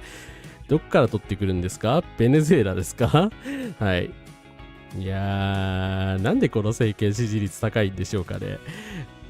市場から製品ありません。機械用の鉱物繊油専用に植物油、動物飼料の利用は始まるところもありますと。市場からもはやね、製品がなくなりつつありますからね。日本は今年は高確率で凶悪なエルニーニョが起こると見込まれているのに、6月にこれな日本の夏はどうなってしまうのか。いや本当にね、電気とか止まったりしたら死者が出る可能性が、本当に高いので、なんとかしてほしいですけどももう少し希望的なデータをね探したいんですけど、なんかね、坂井野さんのコメントで全部潰れるんですよね再エネ事業にかなり力を入れていたはずで、その路線が今も続いていたらどうなったんだろうなと。いや、民主党路線が続いてたらね、もうちょっと多分、だから脱原発して、太陽光とかをね、もっと広めていけばね、やっぱ良かったなと思うんですけどね、元の木阿弥というか、今更なんですけれどもね、こんなんでも普通の生活で大丈夫とか言ってるしっていうね、それが最大の問題なんだよな。私がいた朝日新聞など多くの報道機関が今回の石油危機報道に臆病である。官邸やパニックの火付け役との世評を恐れていることだろう。思うに311を契機に、例えばテレビや地震発生、津波襲来を競い伝えるようになった。なのに今、石油危機到来がほぼ確実な状況なのに警告しないのは報道機関として責任を放棄しているのではないかと。全くその通りだと思います。で、今はですね、もう物流が止まりつつあるという話も出てますが、アルミ着、値が、物流費がもう一つの評価軸にということで、ホルムズ海峡の混乱が長引く中、中東から日本に運ぶアルミの値段が相場だけでは説明できない金額になってますと、金属の値段に上乗せされる輸送費、保険、遅れによる費用が1トンあたり300ドルを超え始めた。これは産地から日本までの上乗せ料金とほぼ同じ値段であり、アルミの値段を決める仕組みが根っこから変わりつつありますと。当然ですけど、ホルムズ海峡の封鎖で輸送コストがとんでもないことになっているので、それは全ての輸入品にかかってくるコストになっているってことですね。そんな状況なので、もはやですね、TOTOとか、各メーカーは対応を始めておりまして、家を建ててもお風呂が届かない、限界を超えている。建設業倒産ケースは10年ぶり50兆ということで、これ広島のニュースなんですけど、ホルムズ海峡が封鎖されっぱなしなんで、建築資材が特に今高騰しております。前田ハウジング新築部門の方は、壁の断熱材は 40% 値上がりしていると。ナフサを原料にしている、ところからですね、ユニットバスとかは作ってるわけですけど、TOTOとかですね、ユニットバスを受注を中止してるわけですよね。ほぼ全てのメーカーの受注停止調整は経験がない事態である。過去に東日本大震災やコロナ禍ウッドショックがあったが、今回はそれ以上の影響があるのではないかということで、住宅とかですね、本当建築業をやってる人は存亡の危機に立たされているところが多いと思います。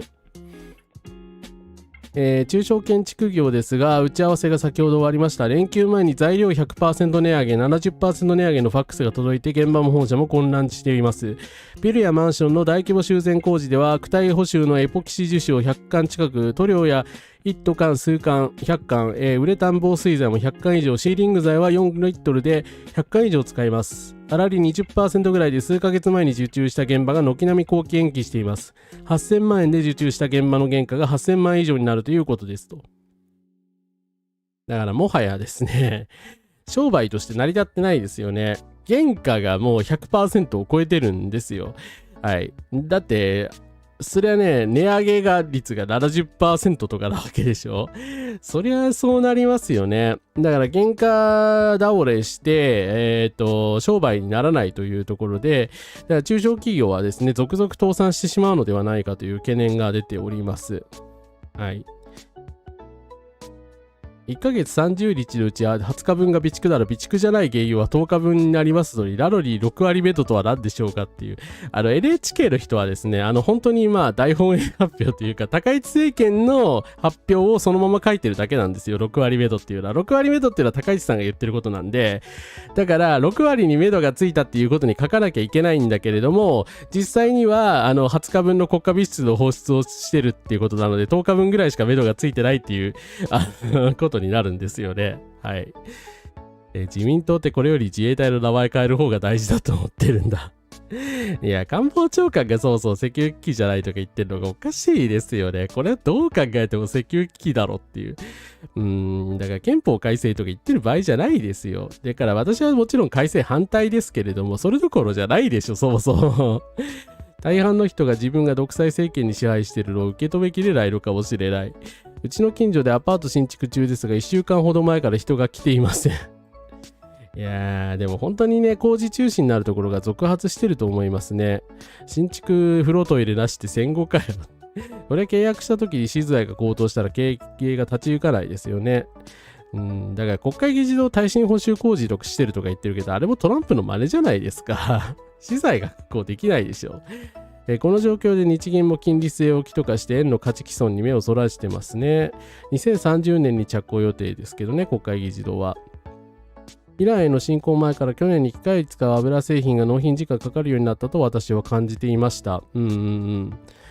当時からインフレーションはすごかったわけですからね。エアコンの取り替えを注文したところですが、もしかしたら工賃値上げもあるところです。高市さんが言った発言を書いただけと責任逃れをされそうですね。で、建築関係者の人が SNS に投稿したところによると、仕事をするための接着剤が足りず仕方なくホームセンターなどに買い付けに行ったという。こうしちゃって今ホームセンターでは接着剤、溶剤などのナフサ由来製品が消えているということで、これ炎上してるんですよ。どっかの業者さんが買い占めたみたいなんですね。ホームセンターのこういう、これボンドだと思うんですけど、接着剤とかそういった、ものを買い占めたっていうことで、買い占めは良くないみたいな、物流が目詰まりするみたいな、ことを言われてるんですけど、でもこれ当然の行動だよね。だって、これしなかったらですよ、建築業者さん潰れちゃうじゃないですか。どうしろっていうんですか、他に。だから、政府がまともな発表しないもんだから、何の保証もしないっていう風に言ってるもんですから、結局ね、倒産を避けるために、こういう自己防衛行動に出る人たちがたくさん出てくると思うんですよね。だからかえってパニックが広がるんじゃないかと思うんですけどね。そう、業者さん責めてもしょうがないんですよ。政府が悪いんですよ。政府が発表しないから、そりゃね、危機を感じ取った人は、こういう自己保身行動に出るでしょう。はい。そう、収入が止まってね、仕事なくなっちゃったらですね、会社潰れちゃいますからね。国もまずは自助って言ってますしね。そう、理性があるから買い占めているのであって。だからパニック買いといってもね、パニックになってるのとは正確には違うんですよね。だから国が何もしねえから、これままでは我々は殺されると思って買い占めているわけですよね。はい。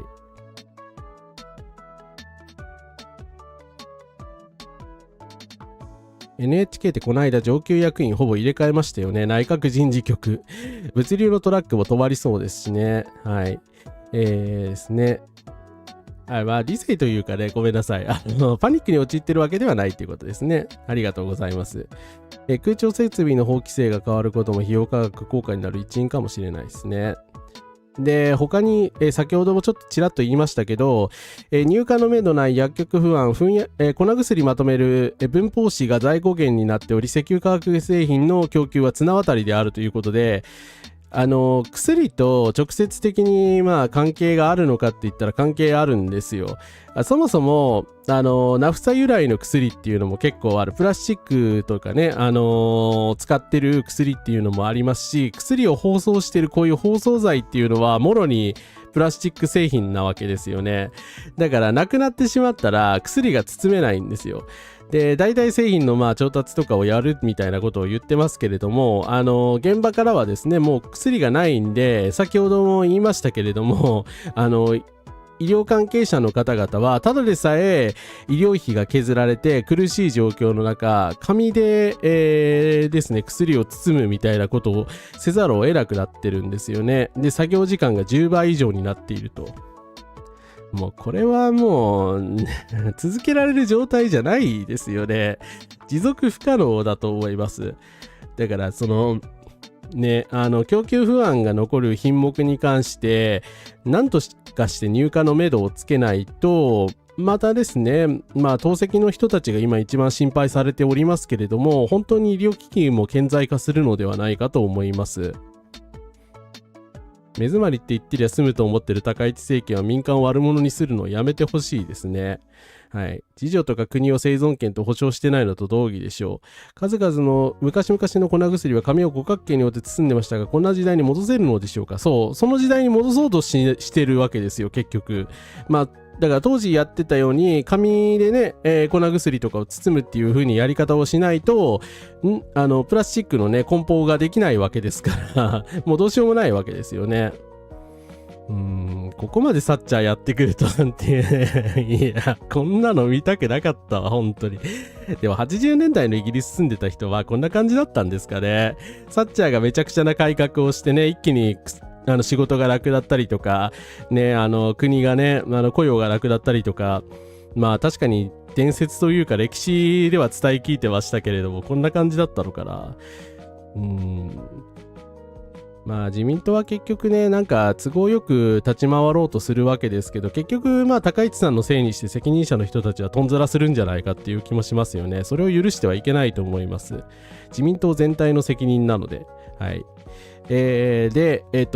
すね、私たちの身近なところにもすでに影響は出ています。はい。2時3時公式、国際情勢の影響に伴う一部商品の価格改定に関するお知らせ、弊社より2時3時オフィシャルストアをご利用いただき誠にありがとうございます。現在、国際情勢の影響によりアクリル、プラスチック、化学繊維を使用した製品をはじめとする石油由来の資材が高騰し、調達環境が非常に不安定になっております。また輸送費も高騰しており、石油由来ではない商品にも影響が生じています。資材の総価格をや諸経費の削減に努めておりますが、自助能力のみでは現状価格の維持が極めて困難な状況となっていますので、オフィシャルストアで販売する当社価格の価格改定を5月1日から実施します。ニジパペットとかウェルカムグッズに関しては、興味を持った人向けの商品なんで、なんとかして価格を維持しますということです。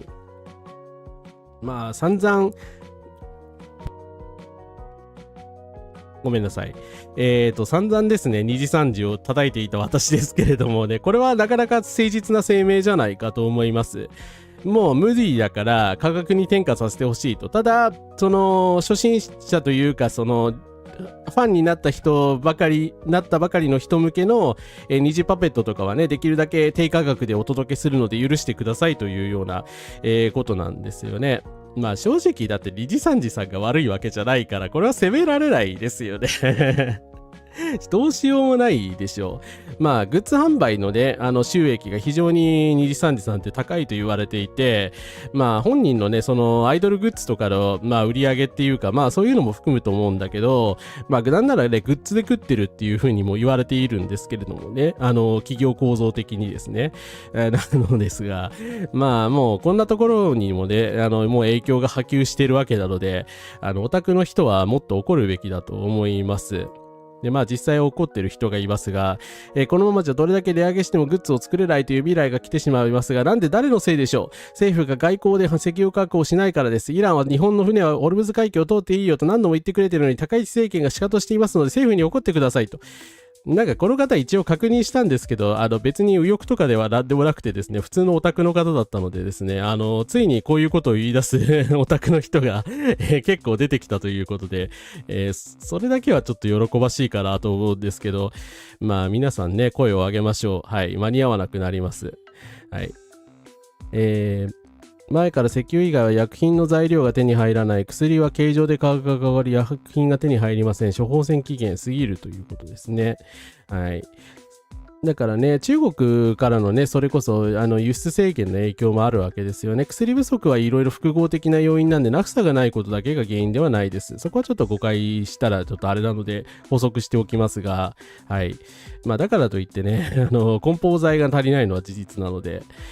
新築で家建てられないということは地価も下がってしまうのでしょうか。どうなんでしょうね。カラスマチャンネルおなじみの2時3時。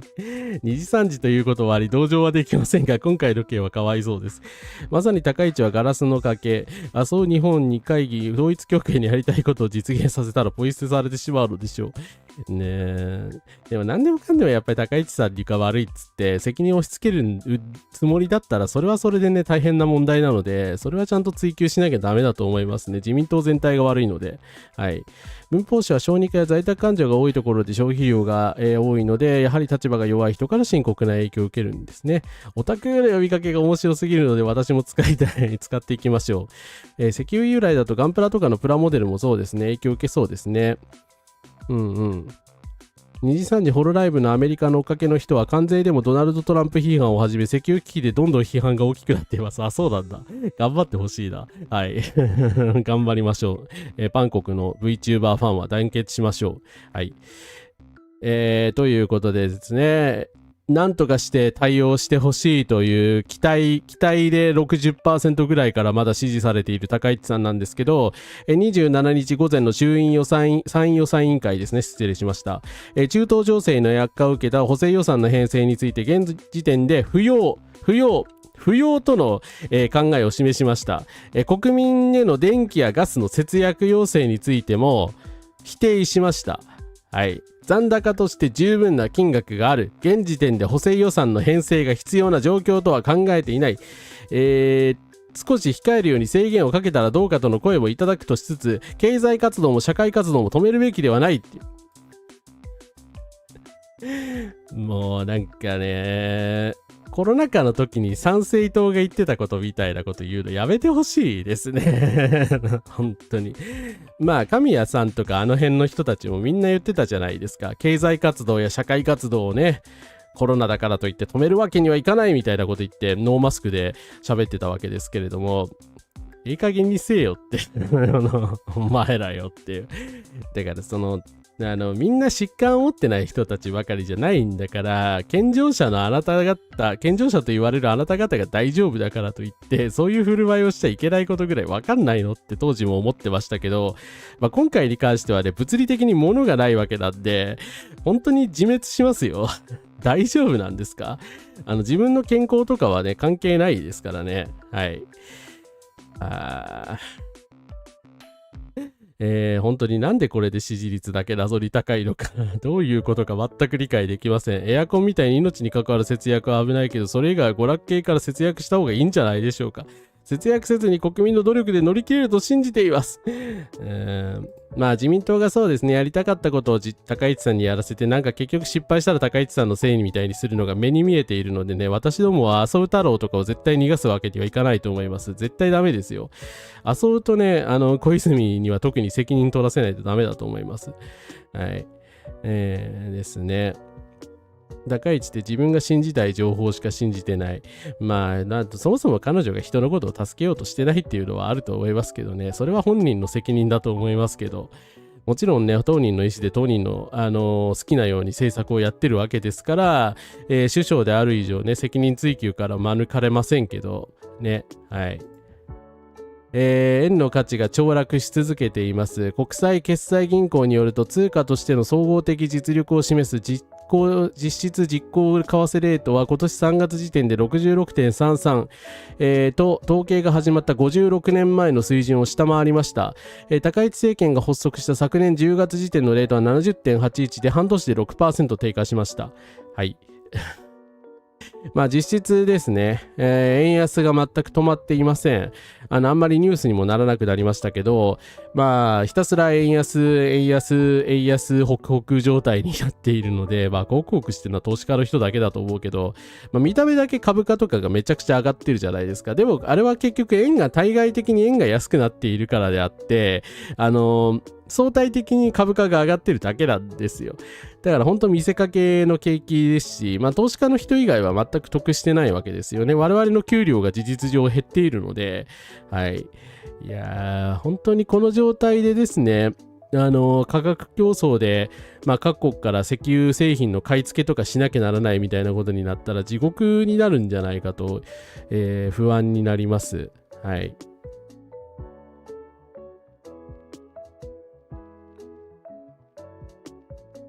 そうですね。神谷宗平ですらね、価格っていうかガソリン、援助金はダメだみたいなこと言ってましたからね、さすがにそこは正しいけれども、そう、だから高市さんが逃げても結局小泉になったらね、イスラエルじゃないですけど、何も変わらないですからね。はい。それはダメだと思います。で、スパイ防止法と会見だけがやりたいことなんでしょうね。日本全体を焼け野原にしてもそれができれば万々歳なんでしょう。いやー、ほんとやめてくださいよって思いますけどね。はい。ということでですね。ただ、自民党がですね、何もしていないというわけではありません。自民党高市首相は何をするのかということで、はい、岸田文雄がフィリピンに行くそうです。マルコス氏にくれぐれもよろしく伝えてほしいと、伝えたということで、アジアゼロエミッション共同体を推進する議員連盟の最高顧問である岸田が、ASEAN の議長国であるフィリピンに行くそうです。あと、赤澤経産省が APEC で訪中調整をしているそうです。5月20日から23日に中国で開かれるアジア太平洋経済協力会議の、会合にですね、赤澤さんが派遣されるということで、閣僚の訪中は初めてということですね。台湾の例の発言以来。誰が首相なんですかね、この政府。自民党に政権担当能力あるとか言ってた人、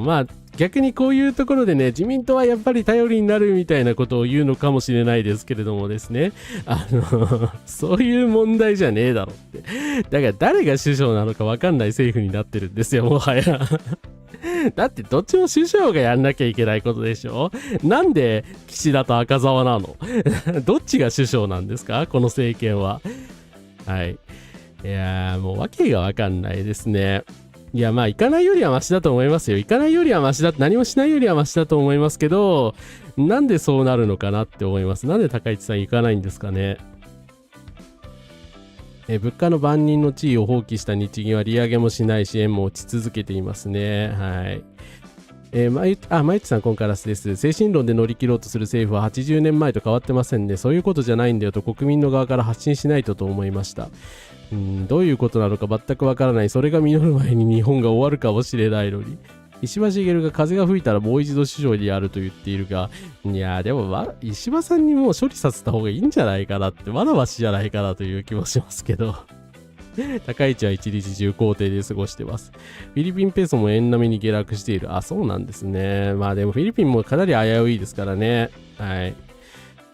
ゴールデンウィークの外遊で誰も中東に行かないのはなんでなんですかという、まあ、これは悲痛の叫びだと思うんですけど、いや、判断も何も有力政治家が全く湾岸にも中東にもサウジにも UAE にもイランにもクウェートにもコネも知見もないから何もできないだけです。もう4月末で5月初の外遊までにコネができるわけはないのでどうしようもありません。長い間の積み重ねで今があるので諦めてください。い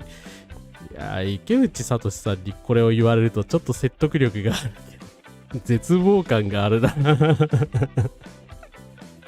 この人保守ですからね。割と結構右翼的な発言もしてる人ですからね。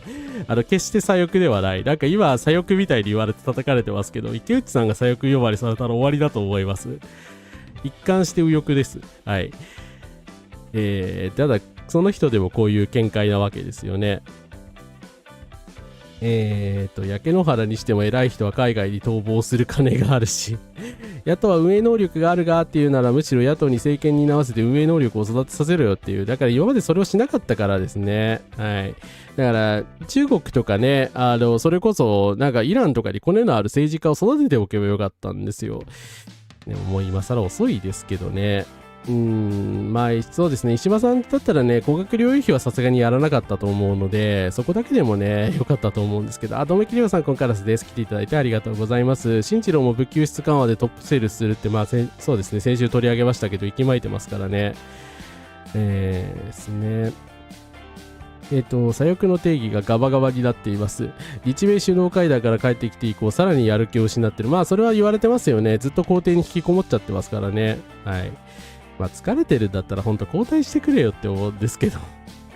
近隣諸国を敵に回したのは高市さんです。アメリカの覇権が崩壊に向かっていることが確実なのに、アメリカ帝国主義の傀儡である自民党の独裁国家である日本は積極的な自滅に向かうしかない状況です。本来なら政権交代が起こるべきだけど、自民党の独裁を維持するための強固なシステムが完成しているので逃げ道がありません。鳥かごごとガス室に放り込まれたカナリア状態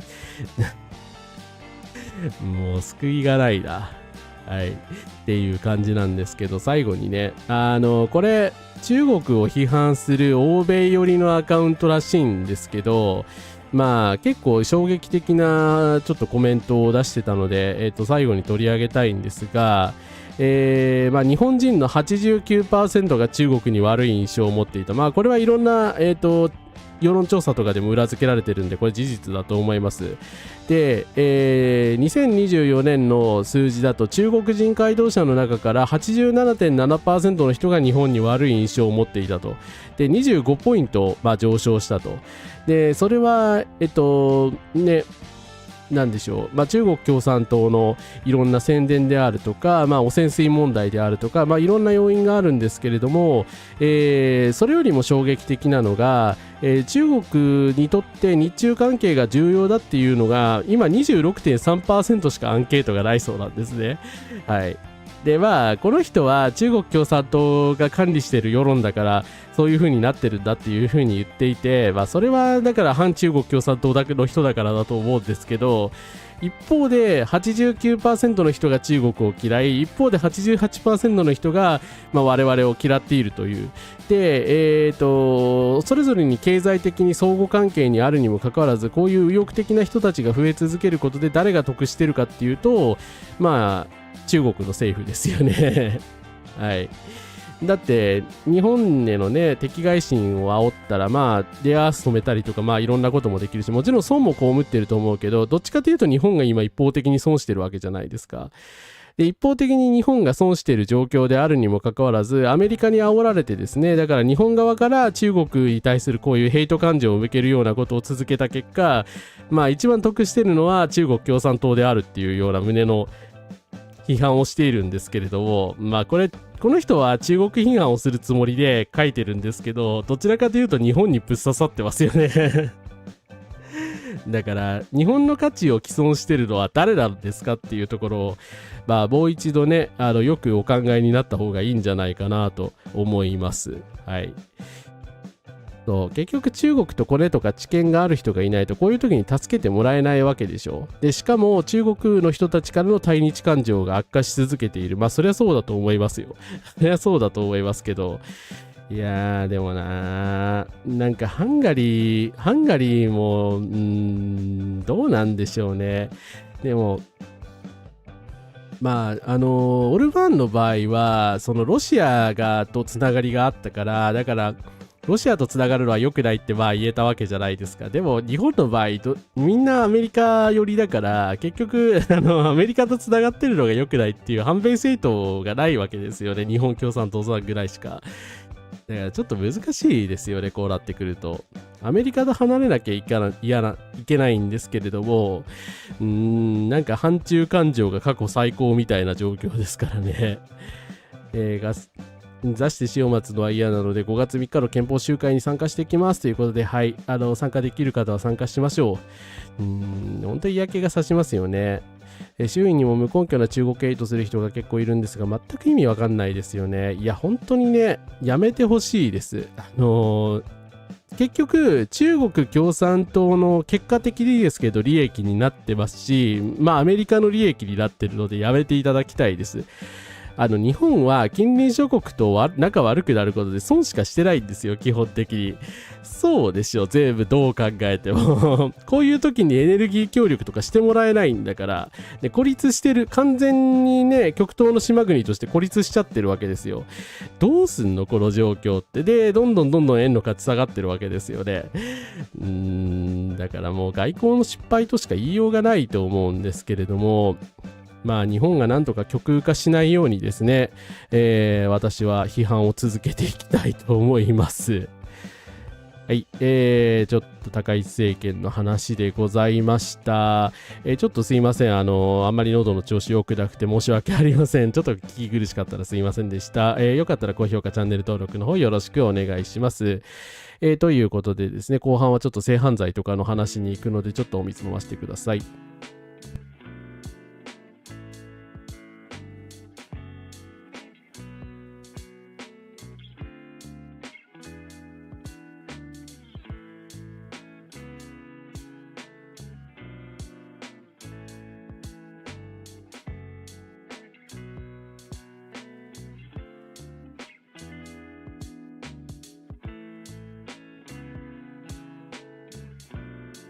はい、失礼しました。お水飲んでありがとうございます。喉は大丈夫です。全然大丈夫は大丈夫なんだけど、なんかね、いまいち全体的にちょっと調子悪いですね。ちょっと聞き苦しかったら本当申し訳ございません。はい。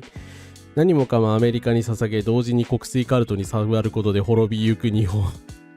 いやー、国家ぐるみでやろう時代ってね、大日本帝国と変わんないんですけど、今アメリカの傀儡国家ですからね、もっとみっともないですよね。5月3日東京会場ノンバイナリーフラッグ持ってうろうろする予定。頑張ってください。衛星に行かれる方は熱中症などに気をつけてください。いやだから本当ね、他の国と普通に付き合えばいいだけの話なんですよね。なんで対等な付き合いっていうのができないのかというと、まあやっぱり他国を見下してるからだと思うんですけど、せめて EU とかさ、その東南アジア諸国とは仲良くやろうよっていうふうに思うんですけどね。まあ韓国ともそうですけどね。だからそうですよ。高市さんの時に言いましたけど、要はあの人たちって、この猫ポンさんはちょっと陰謀的に単純化しすぎだと思います。何もかも CIA とかのせいではないですよ。ないけれども、思想的系譜で言うと、やっぱり CIA のスパイであった岸児玉笹川さんのね、系譜の人たちなわけじゃないですか。今、日本を仕切ってるのって。だからね、やっぱり反共主義者ですよね。で、アメリカの手先である人たちですよね。だから右翼でも何でもないんですよね、本当は。はい。ということですね。5月3日の憲法集会は誰か配信するんじゃないですかね。私はちょっとしないですけど。中国に助けられた歴史も経済的恩恵もなんで度外視なのかっていう、いや本当ね、歴史を思い出してほしいですよね。もちろん悲惨な戦争をして日本が虐殺したわけですけれども、その反省をしないわけだしごめんなさい、今ウィンドウを消してた。ネコボンさんのはこれですけど、CIA からね、岸児玉笹川が出てまあ彼らがね、日本を仕切ってきたわけだから、まあその系譜にあるのが今の自民党なわけですよね。まあそもそもだからね、右翼でも何でもないんですよ。彼らスパイですよ、スパイ。スパイ防止法があったら、まず私はね、自民党の関係者を狙うけどまあそういう考え方をしないのがこの人たちなんですよねはい、もちろんスパイだからって容疑をかけるのは良くないんですが、はい。加納明夫さん、コンカラスです。来ていただいてありがとうございます。こんばんは。来ていただいてありがとうございます。ありがとうございます。ありがとうございます。いつもお世話になってます。はい。ということで、まあ、ちょっと凶悪なね、高市政権の右翼思想の系譜などについていろいろ話していたんですが、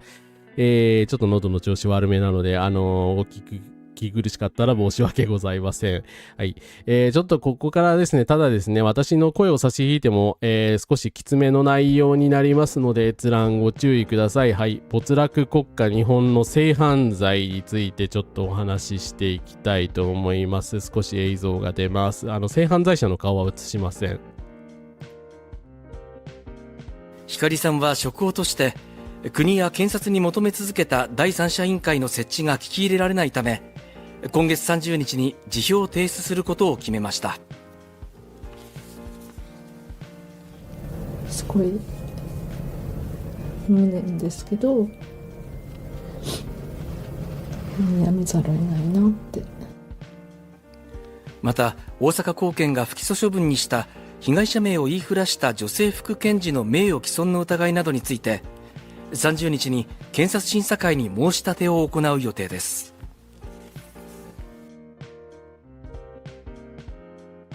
はい。ということで、性被害を訴え、組織変革を求めた女性検事さんが辞表を提出することになりました。非常に残念ですね。彼女はどういう、方かというと、光さんという、名乗ってらっしゃるんですけれども、ですね、もともと大阪の検事正であった人物から、検事正であった人物の北川という人物から強制性交され、それで PTSD になってしまった方です。で、検察には、北川はさすがに辞職したんですけれども、北川を訴えると同時に、検察にはですね、二次加害が起きないように再発防止策等をしてくださいと再三ね、再四、要求していたんですけども、検察が全くその訴えをガン無視したので、その経緯ノートに書いてますので、興味ある方読んでください。非常に胸くそ悪いですが、なので結局辞職することになられてしまったということですね。なんで被害者側が非難されるんですかねふざけてますよね。はい。ですね。ほんと検察ゴミすぎますよね。パワハラ性暴力社会嫌すぎるし、だから被害者側がね、被害を被ってるし、しかもこの人検事ですからね。だから検事だし、検察がそういうことを組織ぐるみでやってるという告発なわけですよね。はい。ヒムパシーでは説明しきれないカス、検察が組織として腐敗している。いや、ほんと証拠だと思いますね。はい。なんでしかし検察はこんなことをするのかっていうことで、今回初めて告発により明らかになったことなんですけども、先ほどですね、光さんに対して誹謗中傷をした、女性検事がいたということで、言われていたんですけれども、その人がですね、北川の愛人だったらしいんですね。はい。だからそういうことですよね。なので北川をかばうためにそのようにですね、被害者である光さん側を誹謗中傷するような情報を、流しまくり、しかも検察はその副検事さんをかばって光さんをですね辞めさせようとするような圧力をかけたわけですね。はい。どうしようもない組織ですね。腐りきってると思います。はい。香港で有罪になった俳優は芸能活動を再開してますしね。なんでこんなね性犯罪者に甘いんですかね。信じられないですね。目上は絶対目下は忍耐ですからね。はい。で今ですね8万2000筆ほど集まっていますが、北川健太郎元大阪地検検事正による、卑劣な性犯罪と副検事によるセカンドレイプの厳正な処罰を求めます。ちなみに副検事はですね一番軽い戒告という処分になってまして、もちろんですが今も検事を続けております。北川は辞めてますけどね、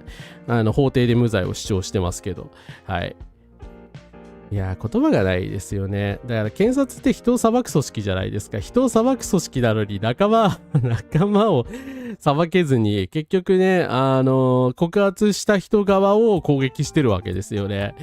信じられないと思います。やっぱり法律とかその裁判所とかですね、警察検察が腐っているとこういう国になるということですよね。はい。いろいろな意味で負の納得感があるんですが、で北川健太郎なんですけれども、これも忘れてはいけないと思うので蒸し返すんですが、ですね、大阪地検検事正が逮捕されたということで、24年のこれ記事なんですけれども、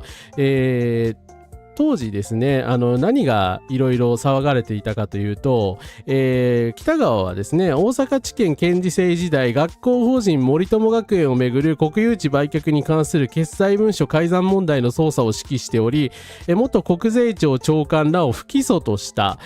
同検事正を最後に退官し、2020年に弁護士登録し、定年を前にした辞職に周囲から当時早すぎるとの、声も上がっており、辞職したのはねこの事件があったからなんですけれどもいやというだからその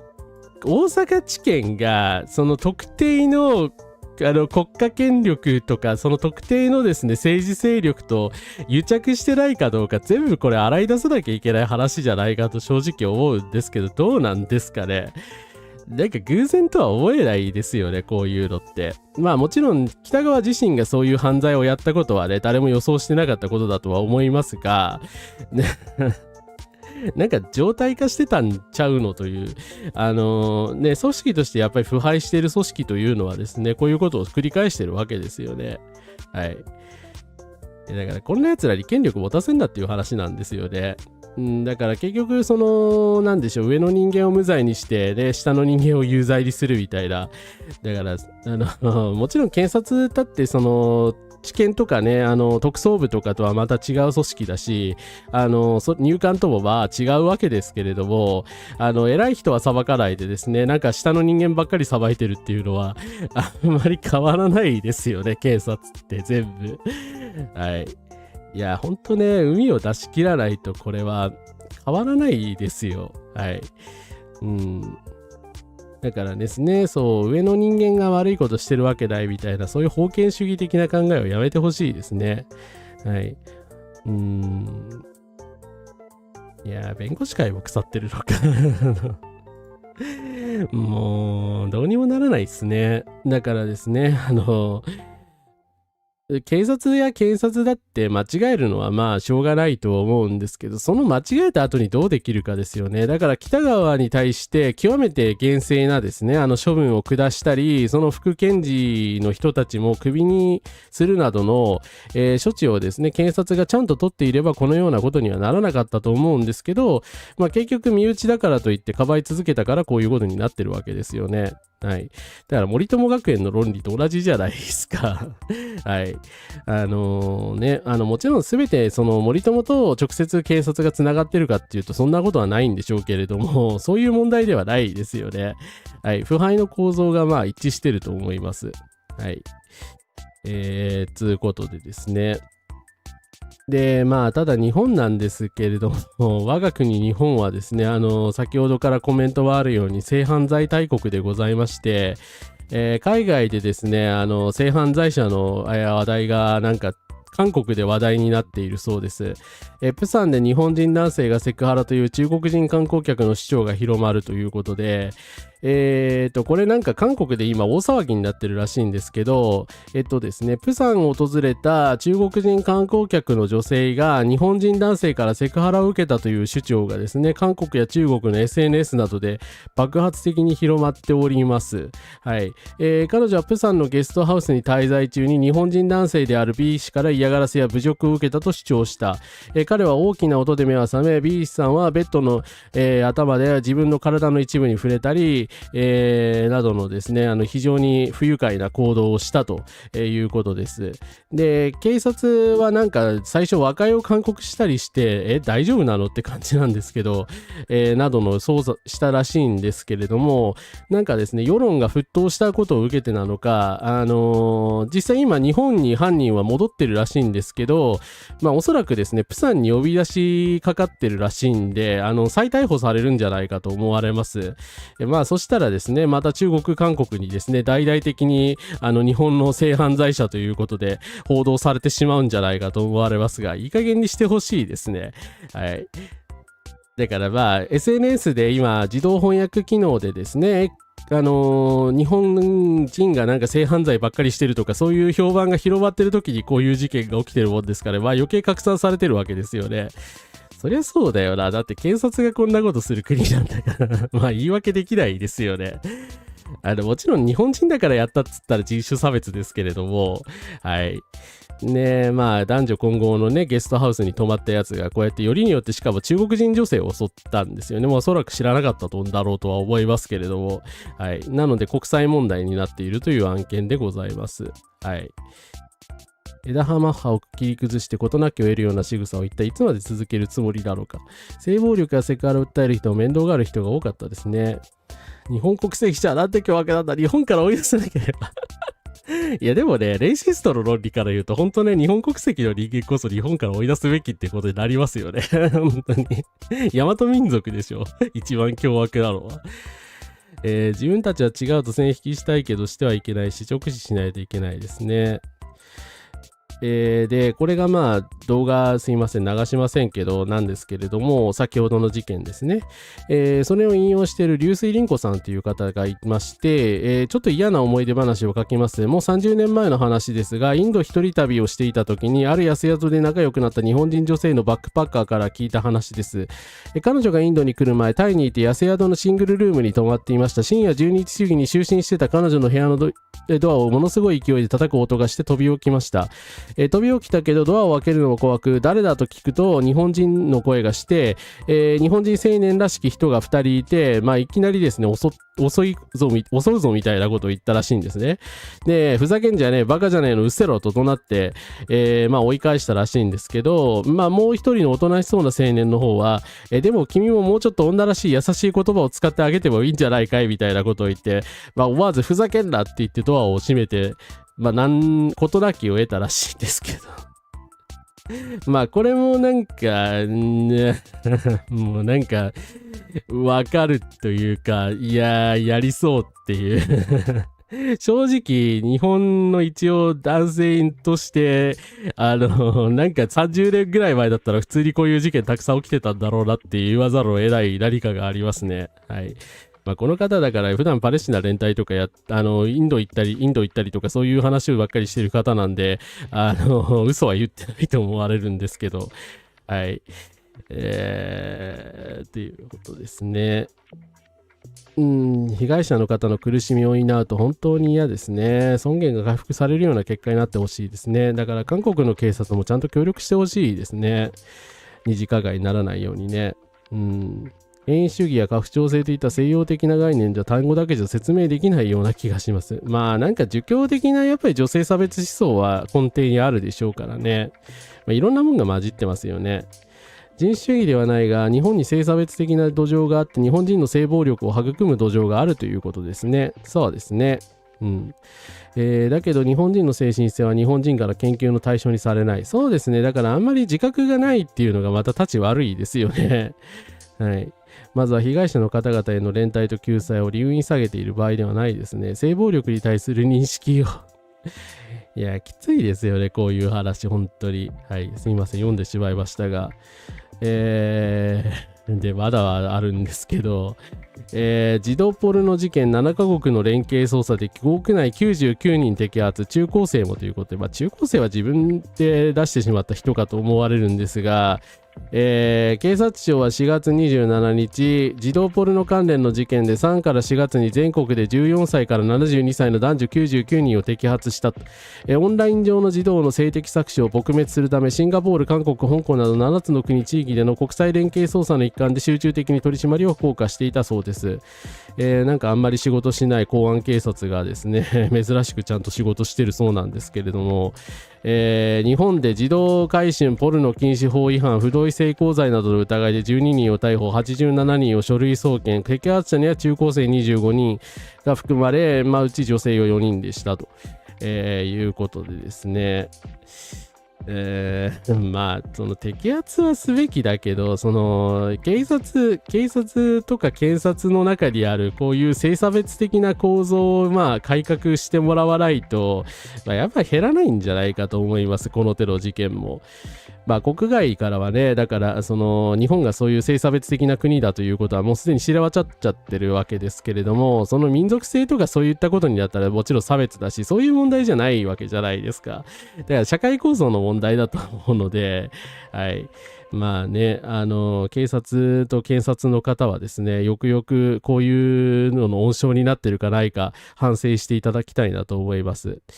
いや、でも本当気持ち悪いですよね。はい。ですね。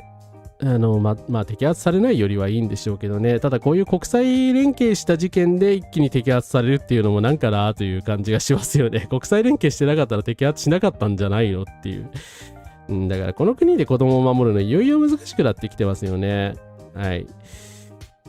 最後にですね、なんか右翼の人たちはね、そんなこと言っても外国人が犯罪するじゃないかみたいなことを言ってる人がいるんですけれども、はい、外国人犯罪です。米軍基地内のトイレで性的暴行事件、米兵側記憶がない、責任能力を争う方針ということで、今日の報道ですが、沖縄本島中部のトイレで2025年3月に女性に性的暴行を加え助けに入った別の女性にも暴行して負傷させたとして不同意性交と傷害の罪に問われた米兵の、被告の男について那覇地裁は27日までに、第2回公判を5月20日に指定し、昨年11月の初公判で被告は記憶がないみたいなことを述べていたそうなんですけど、ふざけんのもいい加減にせえやっていう感じですね。25年の3月18日に米軍基地内のトイレで女性の首を絞めるなどして、暴行を加えたということで、こういうとんでもねえやつがですね、次から次へと出てくるのが在沖米軍なわけですけれども、なんか右翼の人たちはなぜか在沖米軍にだけは怒らないですよね。なぜなんでしょうね。はい、不思議だと思います。いやー、こういうの全部フィクションにしてほしい。いや、フィクションでも問題あるけど、はい。日本が性加害に甘いのは江戸時代からの風習に由来があると思います。そうですね。性差別的な文化は当時からあったと思うけど、ただなんかやっぱり全体的になんでしょうね。こういう権力側がやっぱり、性犯罪者に対して厳しく当たらない。アメリカ兵だったらね、例えば許してしまうみたいな構造もあるわけじゃないですか。いろんな要素が複合してると思いますよね。ちなみに高市さん一人が首相になったところで象徴的な効果はありますけれども、政治家の数が、女性政治家の数が増えてるわけじゃないんで、ジェンダーギャップ指数は改善しないそうです。はい。ですね。報道されるようになったのはいいことだと思いますけどね。移民排斥でもやってる連中も再戦闘も在日米軍のことは絶対言わないですよね。なんで言わないんでしょうね。いや、分かっていて言ってるんですけど。だから結局ね、アメリカにこびへつらってそういったことを言っているだけであってね、あの人たち別に国際主義者じゃないんですよね。本来の意味だったら。ヘイト会話が外国人の性犯罪捜査、警鐘を鳴らしながら具体的な性暴力支援予防政策している共産党も叩いているのが不安で仕方ないしっていう。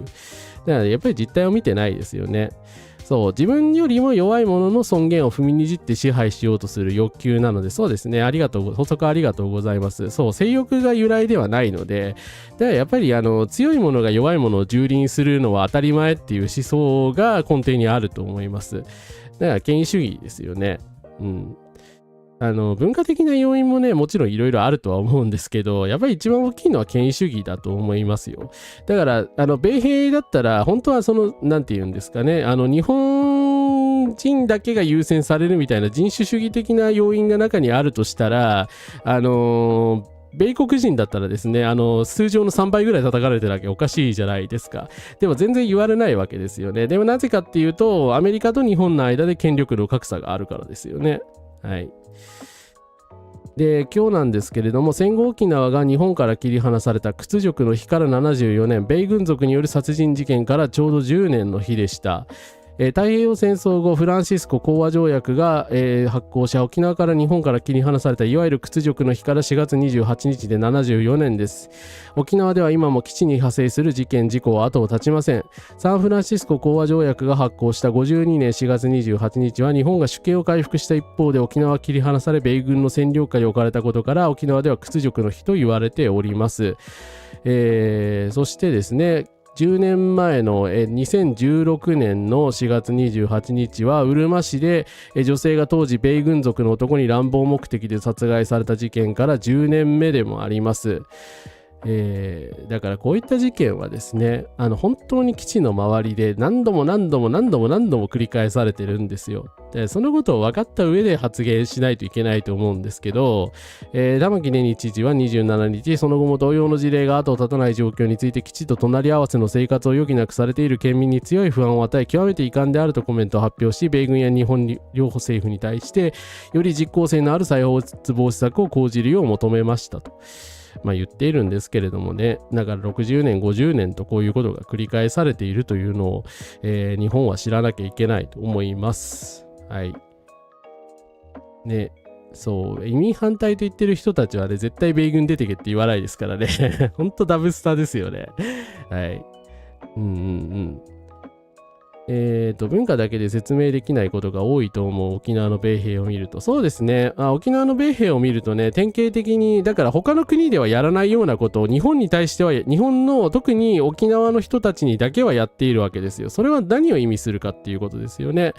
やっぱり今も言ってるように権力勾配の問題だと思いますよね。ですね、っていうことでですね、結局はそう、本土側の問題っすよね。なんだろう。目上は何してもいい。そうですね。目上は何してもいいっていうのはね、文化的な面もあると思うんですけど、だからなんでしょうね。いろんな要素が多分絡み合ってますよね。はい。反差別の人、沖縄のこと分かってない人が少なくないです。そうですね。いや、ほんとそれはダメですよね。マジで。沖縄のことを事情をやっぱりちゃんと理解しないと、日本で差別に反対するの不可能だと思うので、私もね、勉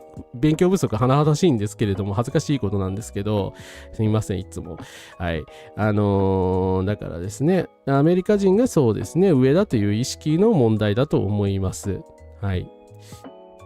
ということでですね、ちょっとすごい暗い気持ちになったんですが、引き続きちょっとヘイト編で、沖縄の話を続けてやろうと思っております。メディアは沈黙は本当なのか、辺野古転覆事故を1ヶ月間追って分かった沖縄日と産経新聞の決定的違いということで、痛ましい海難事故から1ヶ月以上が経ちました。辺野古沖で修学旅行中の高校生を乗せた船が転覆し、生徒と船長の2人が亡くなった事故です。これに関してはですね、私のコメント欄にまで沖縄ヘイトみたいなことを言ってくる人がいたんですけれども、すごいですよね。右翼の人たちが大喜びで叩いているわけですが、当たり前ですけれども、事故を起こした責任は極めて重大だと思いますし、私は正直、団体は解散した方がいいんじゃないかと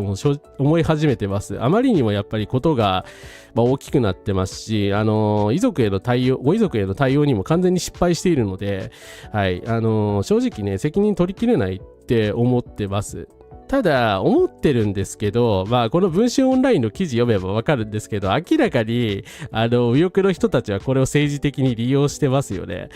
なぜかというと SNS やネット上でよく地元紙の琉球新報や沖縄タイムズは左翼だからこの記事をね都合が悪いから書かないんだみたいなことを言ってるでしょ。でもこれ嘘なんですよ。沖縄タイムズも琉球新報もですね、読んでる人はわかると思うんですけど、最初からですねかなり厳しい口調で検証、辺野古転覆事故、なぜ辺野古転覆みたいな記事をね、3月の段階からこれ出してるんですよ。で、反対協無償説明と矛盾、船の出港基準、明文化なし、乗船名簿把握せずみたいなね、一番多分言われたくないことまで、3月19日の段階でこれ全部書いてるんですよね。だから、当然ですけれども、沖縄タイムズと琉球新報は沖縄の人たちのね、声を代弁する、ですので、絶対に起きちゃならない事故を起こしてしまったと、その責任どうなってんだっていうところを、ちゃんと書いてると思います。当たり前ですけどね。はい。で、当たり前なんですけど、そうではないにもかかわらず、ずっとこのですね、辺野古基地の事故のことをですね、辺野古基地というかね、平和学習の事故のことをずっと批判し続けているメディアがあります。さて、なんでしょうね。YouTube じゃないですよ。はい。はい、産経新聞ですね。産経新聞、危険出港、受産管理、知床の教訓生かされぬ悲劇。これはいいとしても、辺野古抗議団体、生徒に座り込みお願い、高校過去のシェアリに掲載。これはデマですね。生徒に座り込みお願いしてないそうなんで、抗議団体、事故違反10件超、平成26年以降、海保が実態調査4月24日って。いや、こんなの最初から分かってた話だろって。だから、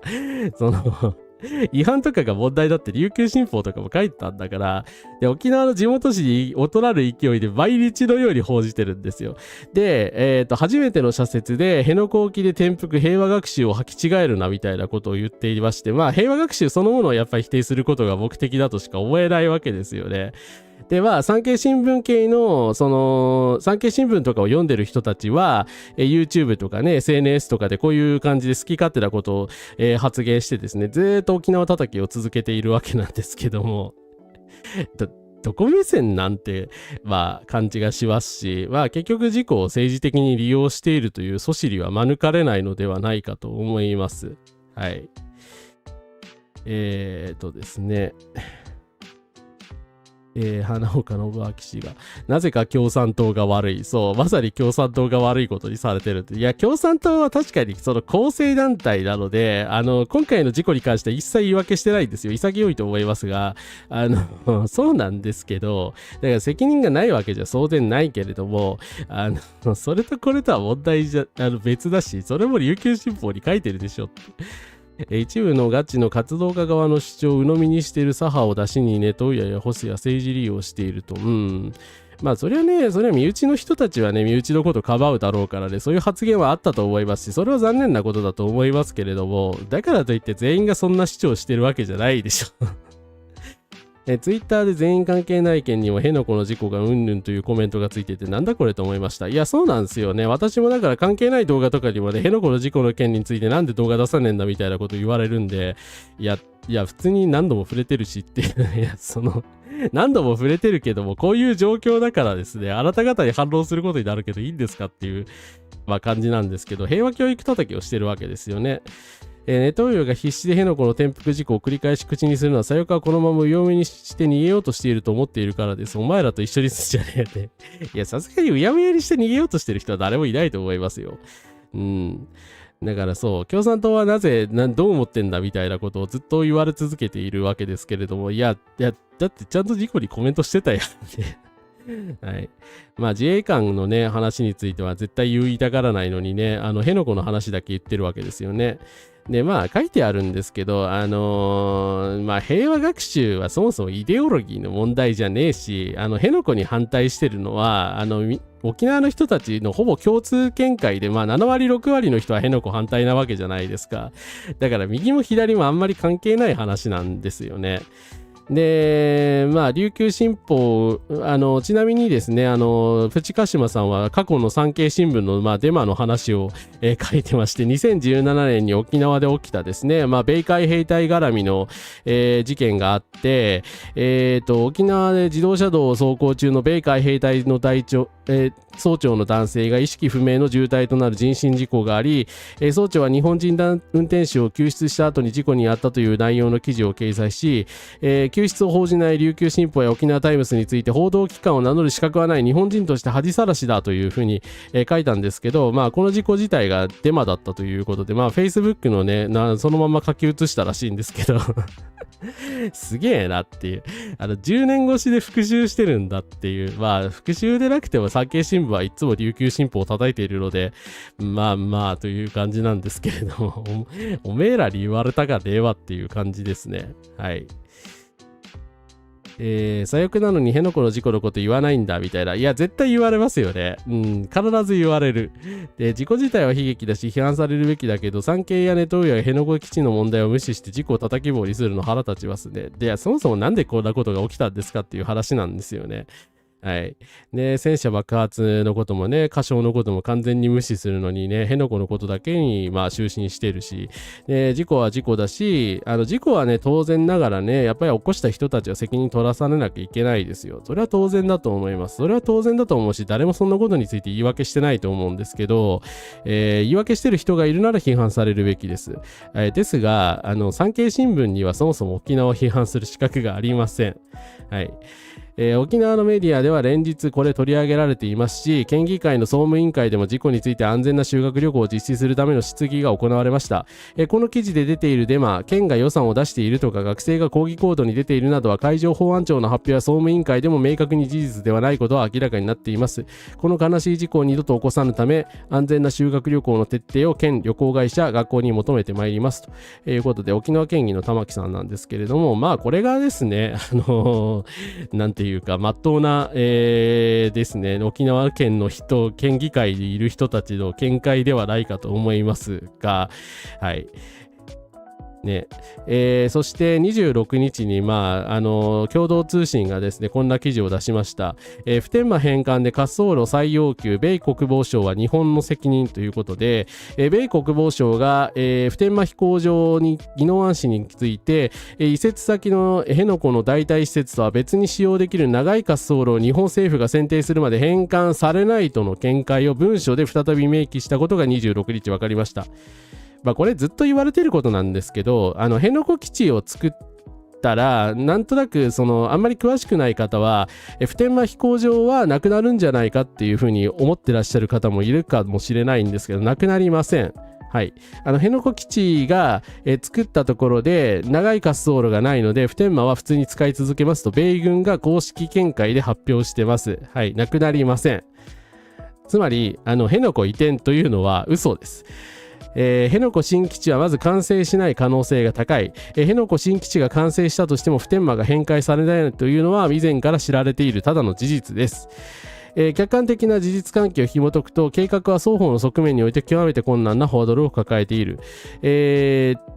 政治的外交的側面においては、普天間飛行場が辺野古の完成をもって自動的に返還されるわけではないという事実である。2013年の日米合意において普天間返還には辺野古新基地の完成以外にも複数の厳しい条件が設定されており、緊急時における民間施設等の使用の担保などが言われていて、滑走路が短いから長くしろとか、めちゃくちゃな条件を突きつけられているわけですね。だからアメリカとしては別に辺野古を得たからといって普天間を返してやる義理がないので、当然というか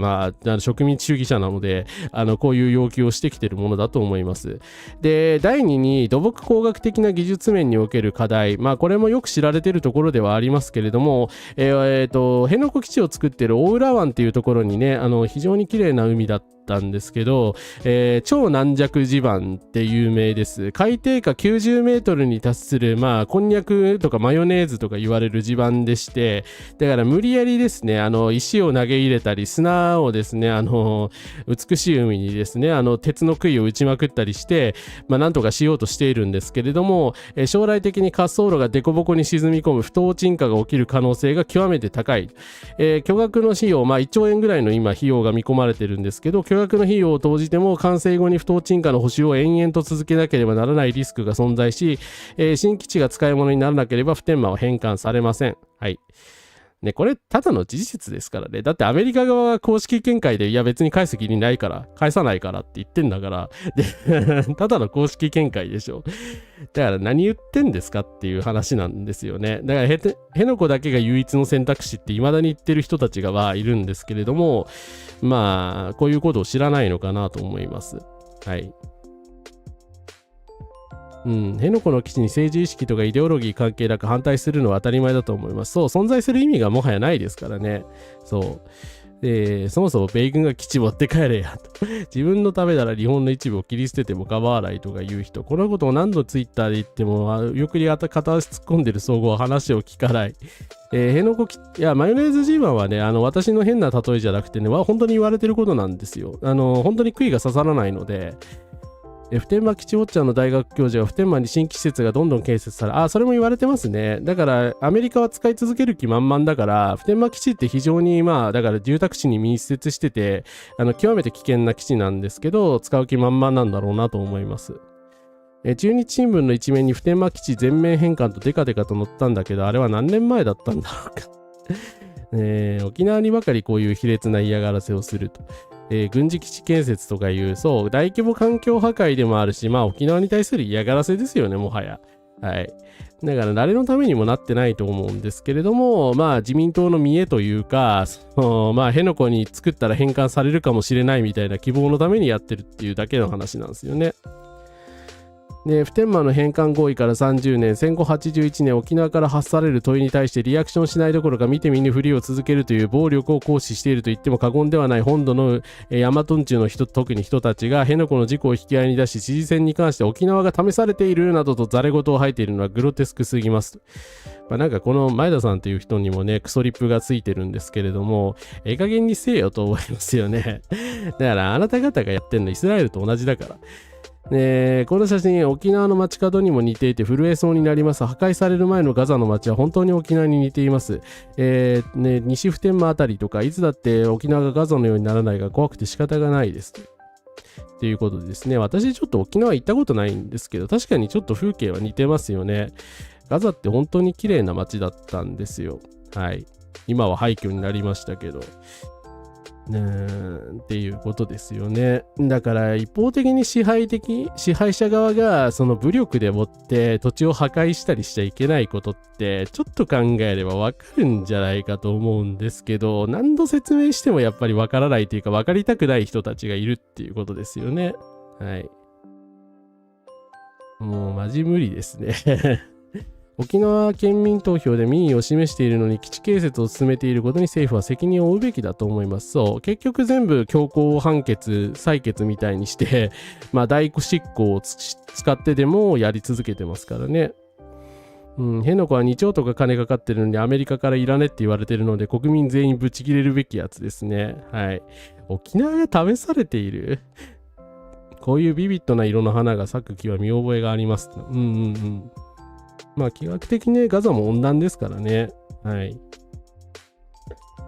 ということで沖縄ヘイトの話でした。琉球の人たちにこういう向けられてる視線ってね、はっきり言って差別なんで、リベラルの人たちもね、少しほんと自覚した方が、もっと自覚しなきゃいけないと思います。で、特に、やっぱり今9条平和っていうのを叫ばれますけど、その時に琉球辺野古のことをどれだけ考えられてるかっていうのは常に意識しないと、やっぱり日本の平和主義っていうのは成り立たないと思いますので、はい。そのところですよね。大和んちゅうの人間はね、私もそうだけどもね、ついつい沖縄のことを忘れてしまうんですけれども、だから構造的差別に遭ってる人たちだっていうことを忘れてはいけないと思います。いや、もう普通に皇居に作れよって感じですよね。本当に。皇居に辺野古作れや。ね。ね。沖縄本当に美しいところです。ジャングリアなんて必要ないし、米軍基地も必要ありません。ガマを見るだけで痛いほどに平和の、重要さを感じさせられますということで。そうですね。だからね、あんなに美しいところなのに、私行ったことないからちょっとあれだけど。そう、沖縄は痛められてるだけなんですよね。はい。だからですね、差別を受けているところなので、これが差別だというふうに認識しないことには、日本がね、その反植民地主義とかで戦うことはできないんじゃないかと思います。はい。ということで、ちょっと引き続きなんですが、外国人の人たちに対するヘイトも取り上げます。ちょっともうだいぶうんざりしてきましたが、在留手続き手数料の大幅引き上げを衆院法務委員会が可決しました。はい。入管法改悪ですね、またしても。いやー、こんなにあっさり決まるのかよって思って、まあ、決まるとは言われてましたけども、外国人の在留手続きに対する手数料の上限額を大幅に引き上げる入管法改正案が24日、衆院法務委員会で一部野党の賛成多数などで可決されました。手数料を減免する新制度の対象化は10時間しかこれ審議してないで、とんでもない法律を決めてしまったんですけれども、これがね、恐ろしい中身です。入管に関してやってる人はですね、もうみんな知ってる、内容知ってると思うんですけど、一応説明しますけども、ビザの更新手数料をですね、10倍とかに引き上げるんですよ。だから、今まで1万円とか6000円とかで、ちょっと先にこちらお見せしますけど、在日、韓国系のですね、ドクタージャパニーズさんですけど、今6000円とかの手数料でビザの更新ってできるんですけど、次からは最大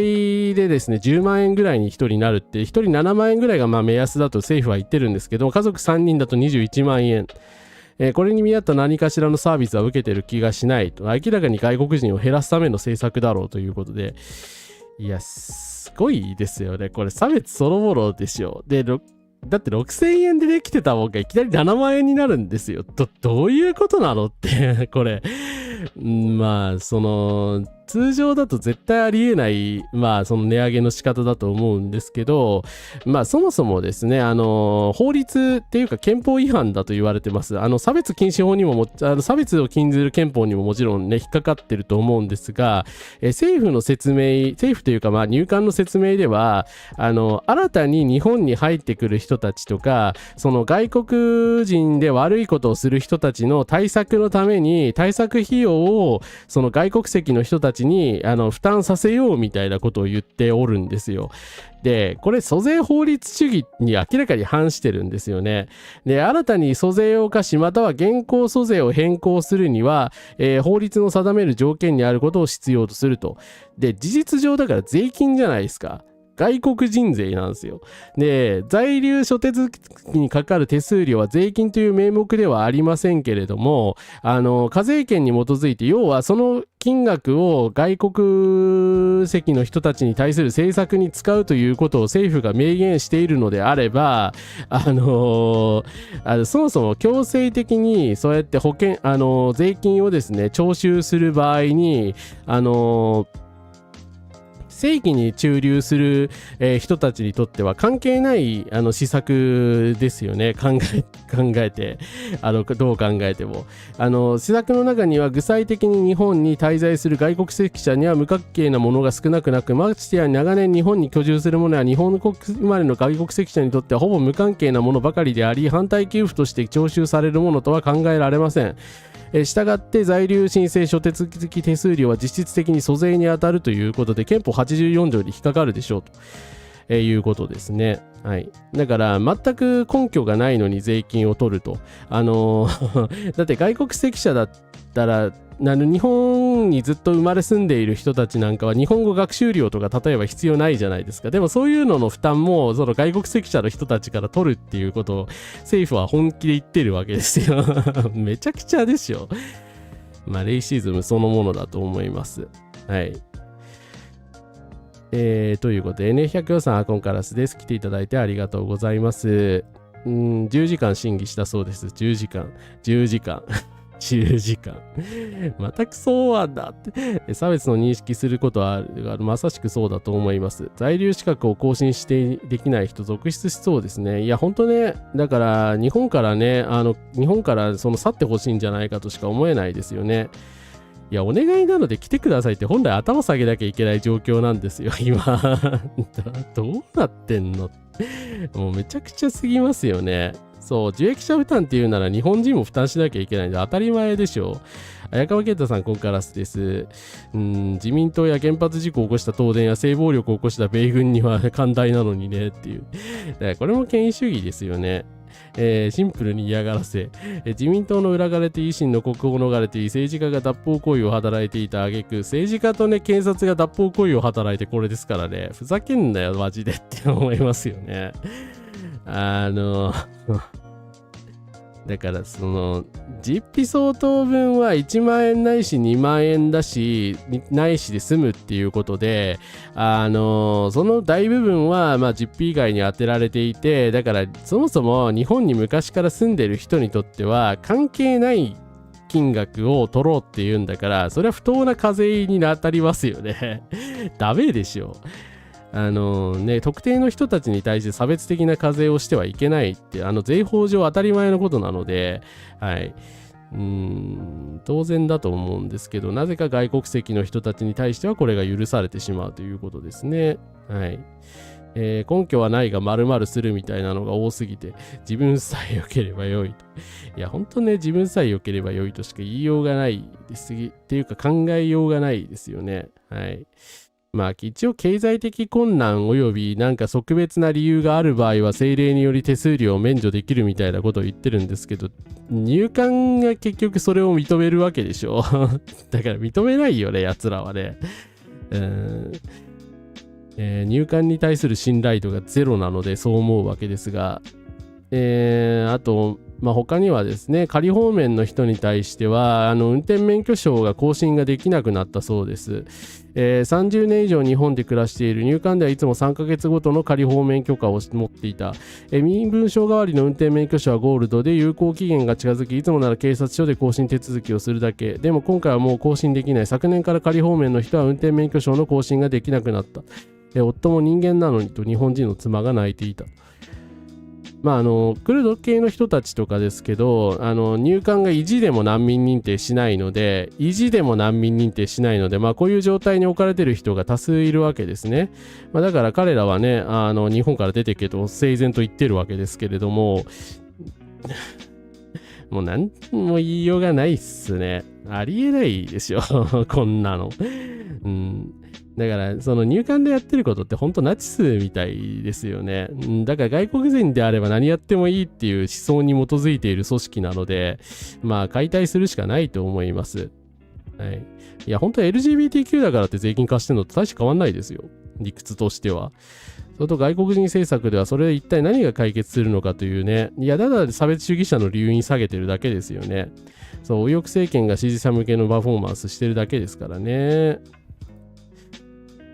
一番辛いのはうちの子だ。日本で2歳で日本に来て今ちょうど小学4年生。日本語が母語で中国語がむしろ第二言語になっている。英語も全然ダメだし、日本の英語教育のレベルは知っての通りだよ。私たちはここも離れてもいいけど、子供は小学校も卒業してないし、こっからどこに行くにしても大きな試練になる。今回の日本のやり方は国家による契約違反で本当にひどすぎる。これは人権侵害です。日本の先生は外国人がルールを守らないって批判するけど、今回彼らの国はルールを守ったの？彼らは毎日どうでもいいような些細なルールを持ち出して外国人を批判して侮辱するくせに、国自体が基本的な租税のルールを守ってない。あんなにたくさん税金を払ってるのに合法的な身分すら得られない。最初から子供を連れてヨーロッパとかに行けばよかった。7年もあればとっくに永住権が取れていたと。はい。特に付け加えることがないと思います。だからこういう自由主義者の多分中国系の人とかに対してもね、本当ヘイトですよ。ヘイトとしか言いようがない行為をしてるわけですよね。どう考えてもだから利益とかで考えてはいけないということを前提に言うと日本の利益になってないと思います。経営管理ビザの締め付けが厳しくなり、周囲でも日本での生活を諦めるという選択肢が現実を帯び始めている。ある民泊を経営する北京出身の知人はこう漏らした。今回の改定で資本金のハードルが上がったけど、これが最後だとは思えない。今後さらに厳しくなることは容易に想像できる。先行きの見えない不安定さ、これまでの日本滞在では一度も感じたことがなかったという。結局彼を日本から押し出した最大の要因は手元の資金繰りではなく心理的な不安だったようである。ルールがいつの間にか書き換えられ、明日の立ち位置すら保証されれない、そんな変数の多すぎる社会に身を置くよりも、たとえ厳しくとも予測する安定を求めたいという願いがあったということで、まあ外国籍の方がそのように思うのはね、当然のことだと思います。なのでこれちょっとすいません、順番間違えた。客が来ても黒字でも閉店ということで、エスニック屋さんとかに対する資本金をね、なんか3000万円とかいうとんでもない金額を要求して、まあインドカレー屋さんとかがね、閉めざるを得なくなっているというオンライン署名、4万2000筆集まってますので、皆さんも署名してない方は署名してください。あとヘイトにの全国キャンペーンというのもやってます。首相自らがヘイトスピーチに反対することを明言してくださいという、まあその高市さんにとってはすごいハードルが高いことを突きつけているんですけど、1万6000筆ほど集まってますので、よかったら皆さんもし概要欄から署名してください。いや本当にね、日本が落ちぶれてる証拠なんですよ。税制もまともにできないわけでしょでレイシストがそう法律を作ってますよね。まさにラグビーの件、すいません、先週ちょっと取り上げましたけど、はい、いや日本人に生まれたことが情けなくなってきますよね。支援現場の負担が増えてしまう。時はまさに花秋。こんな日本で申し訳ない。本当に全くその通り、どこまで落ちぶれるのかね、日本は。こうやって合法に滞在する人たちを不法滞在者に仕立てていく。そうですね。だから今までずっと合法にこうやって滞在してた、ね、経営管理ビザ持ってた人とか、普通にビザ持って生活してた人とかを、ビザ更新料が払えないっていうことでね、違法化してしまうわけですよね。スペインはちなみに、まあ非正規滞在とそうやって言われてた人たちを数百万人とかそういう単位で適法移民にしてるわけですけどはい、本当恥知らずですよね。そう、入管法がこういう方に解約されるとね、だから在留資格が結局どうなるかって分かんないわけですよね。だから明日も見れない生活になってくるわけじゃないですか。そんな国にいられないですよね、物理的に。はい、ここまで政治が不安定だと、やっぱりね、その内戦を起こしてる国とかとあんまり変わんなくなるので、はい、まあ、対外的にはそう見えてるよっていうことは言っておきたいと思います。そしてちょっと閲覧注意ですが、その物理的な、暴力、や嫌がらせに出ているものも出てます。こちら、私の知り合いの現場ですということで、共産党の米山浩二さんですが、今までは変な日本人が来て怒鳴ったりチャッカマンを振り回している変な人とかいましたが、銃器破壊まで来ました。状況がどんどん悪化しています。一刻も早く状況を改善していかないと危険です。ヘイトインフルエンサーたちが先導した結果、このような事態になってしまいましたと。いうことでですね、すでに被害届提出してると思うんですっていうことなんですけど、クルド人のその解体業者の方のその重機を破壊した輩がいるということで、もうこれはもはやね、まあ犯罪、どう考えたって犯罪者ですし、ボートですよね。ボートだし、まあヘイトクライムだと思うので、なんでしょうね、通常のっていうか、その差別禁止法とかがある国だったら、ヘイトクライムプラス、その器物損壊のプラスみたいな感じで、どんどん罪が上乗せしていくので、まあ普通にね、まあ無所に行ってくださいという感じになると思うんですけど、まあこれ日本だとね、単なる器物損壊罪にしかならないのが悔しいですね。はい。スペインは50万人石化した。ありがとうございます。そうだ、この前50万人って言ってましたね。もうヘイトクライムが現実になってますからね。性暴力外国人ヘイト大国日本。いや、ほんと最近のニュース見てるとそうとしか表現のしようがないんだよな。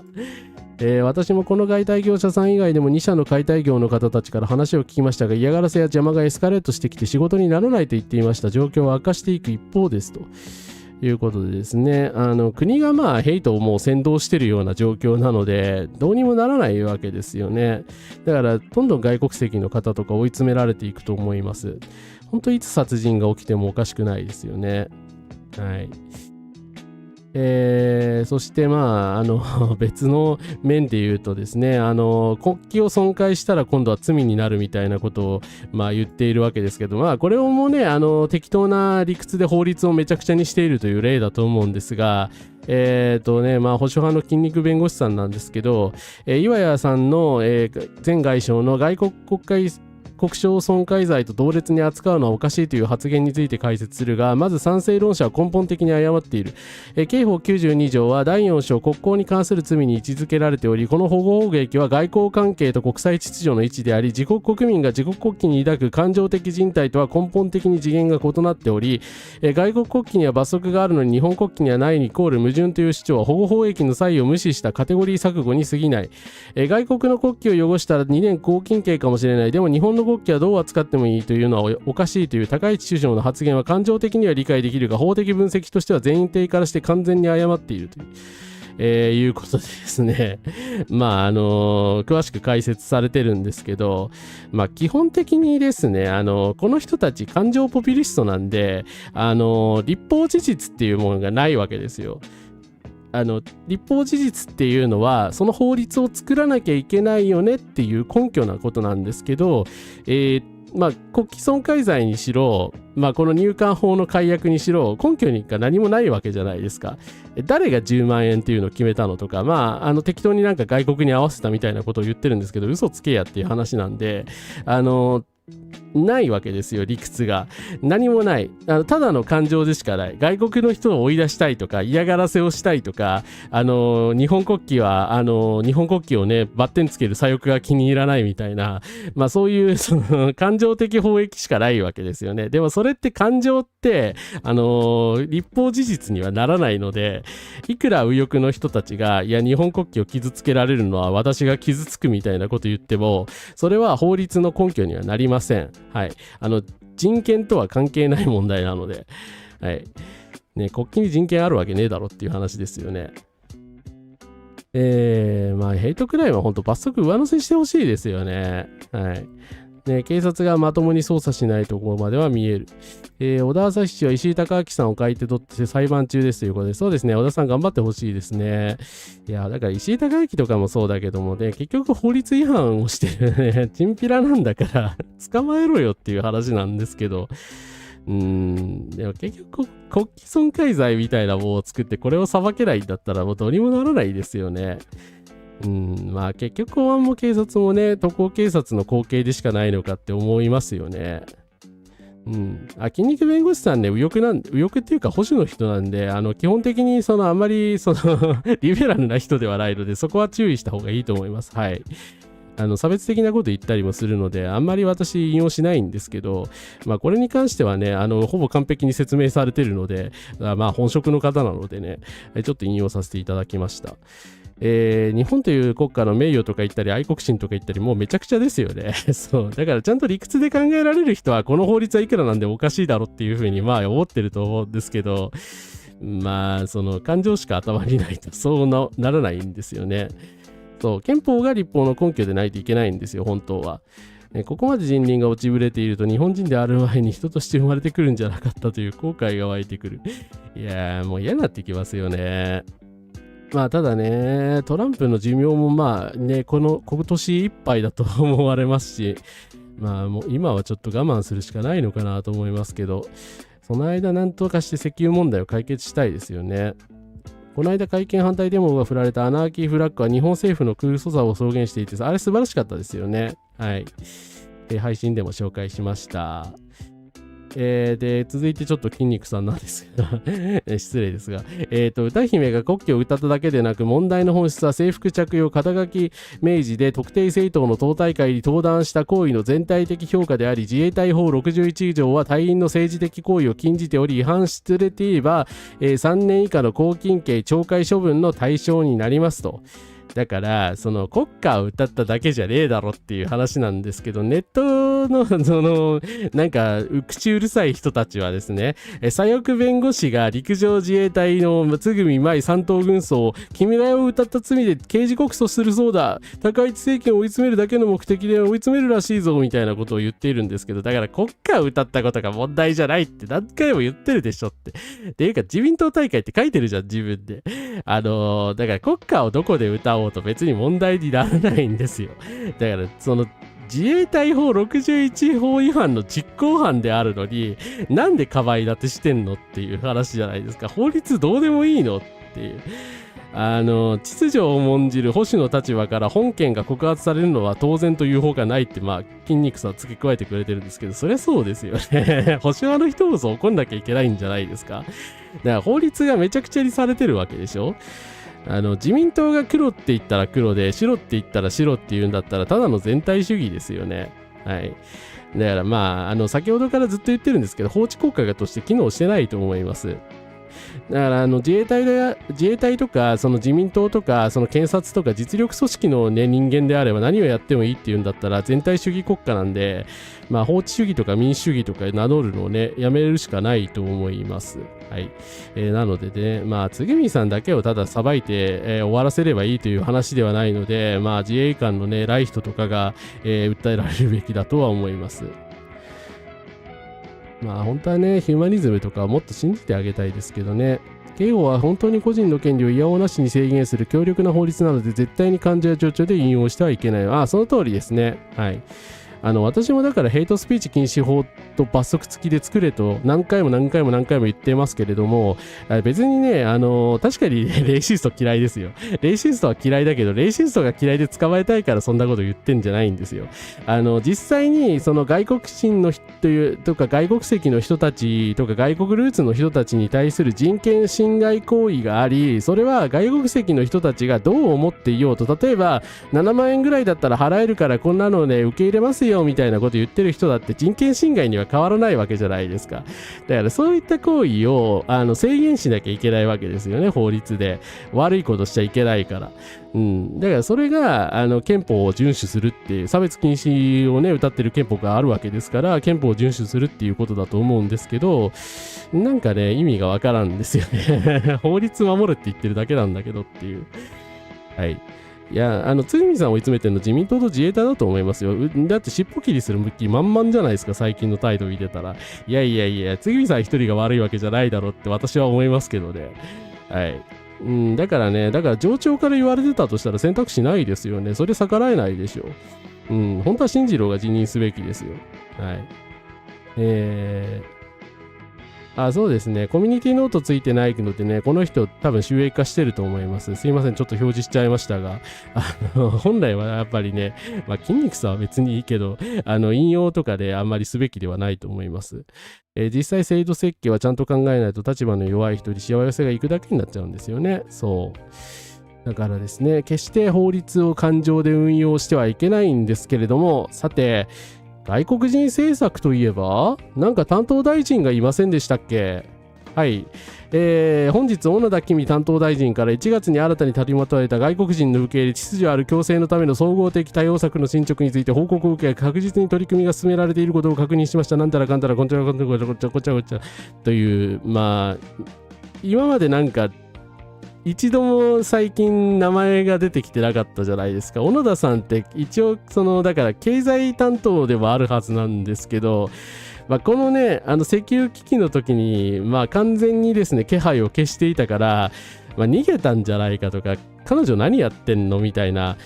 ことが言われていたんですけれども、今回ですね、入管法がまた改悪されてしまったので、不法滞在ゼロプランを強力に推進しておりますって、私は仕事してますみたいな、報告が出ましたよって、素晴らしいですねみたいなことを、高市さんは言っております。はい。ですね。で、実際にそうね、彼女がね、今日は何をしていたかって言いますと、はい。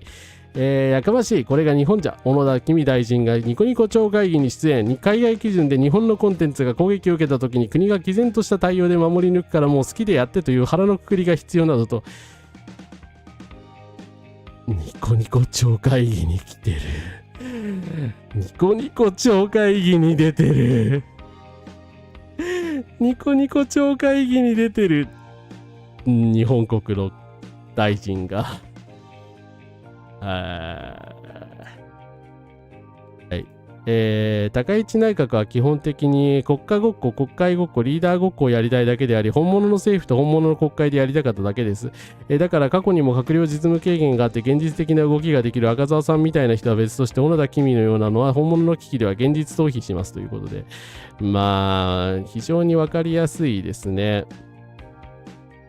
いやでもこの人本当どういうつもりなんでしょうね。人がこうやってさ、ヘイトスピーチとかで実害受けたりとか、まあこの後の人生どうしようとかね、石油危機で大変だとか職がなくなるとか言っている時に、まあ自分はなんかね、お色せのスーツを着てこうやってニコニコ超会議に出てるわけですから、まあなんか盗っ人ですよね、ただのもう全てが偽物。こういう人はですね、まあ真理の扉の前でヘタリアの同人誌でも書いておけばいいんですよ本当にいやごめんなさい、鋼の錬金術知らない人は意味とか分かんないと思うけど、いやでも本当身分不相応にも分不相応にも程があると思いますね。だから単にその政治家の真似事をしたいだけの人なのに、こういう地位についてしまったがためにこういうわけのわからんことをずっとしてるわけですよね。で遊びたいんだったら大臣やめろや本当に思いますけどね。はい小野田って経済安全保障担当大臣なんですけどね、外国人追い出し担当政策はやめて、石油を取ってこいということで、本当ですね何もしてないじゃん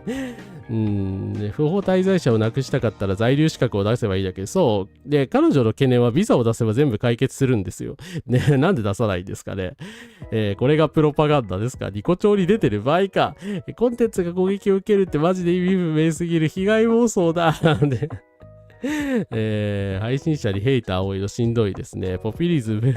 いやーほんと上っ面の邪悪。コンテンツが攻撃を受ける。ポリコレに汚染されるですっていう。黒人や LGBTQ が出たようで侵略されるという。いやもうどうでもいいですけどね、この人たちの主張は本当に全部偽物だから。だからさ、遊んでるんだったら大臣やめなさいって本当に腹立つ。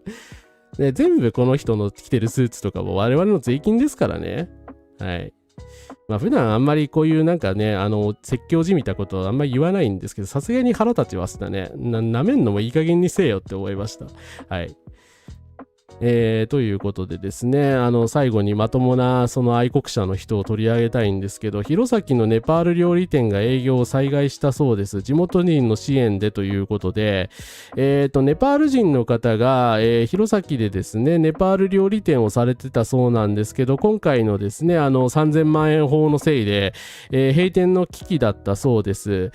そこでですね、ちょっと、団体職員の佐藤さんという方が一肌脱いで社長に就任して経営を引き継ぎ、存続の危機を知り支援すると、自分にできることがあればと引き受けたと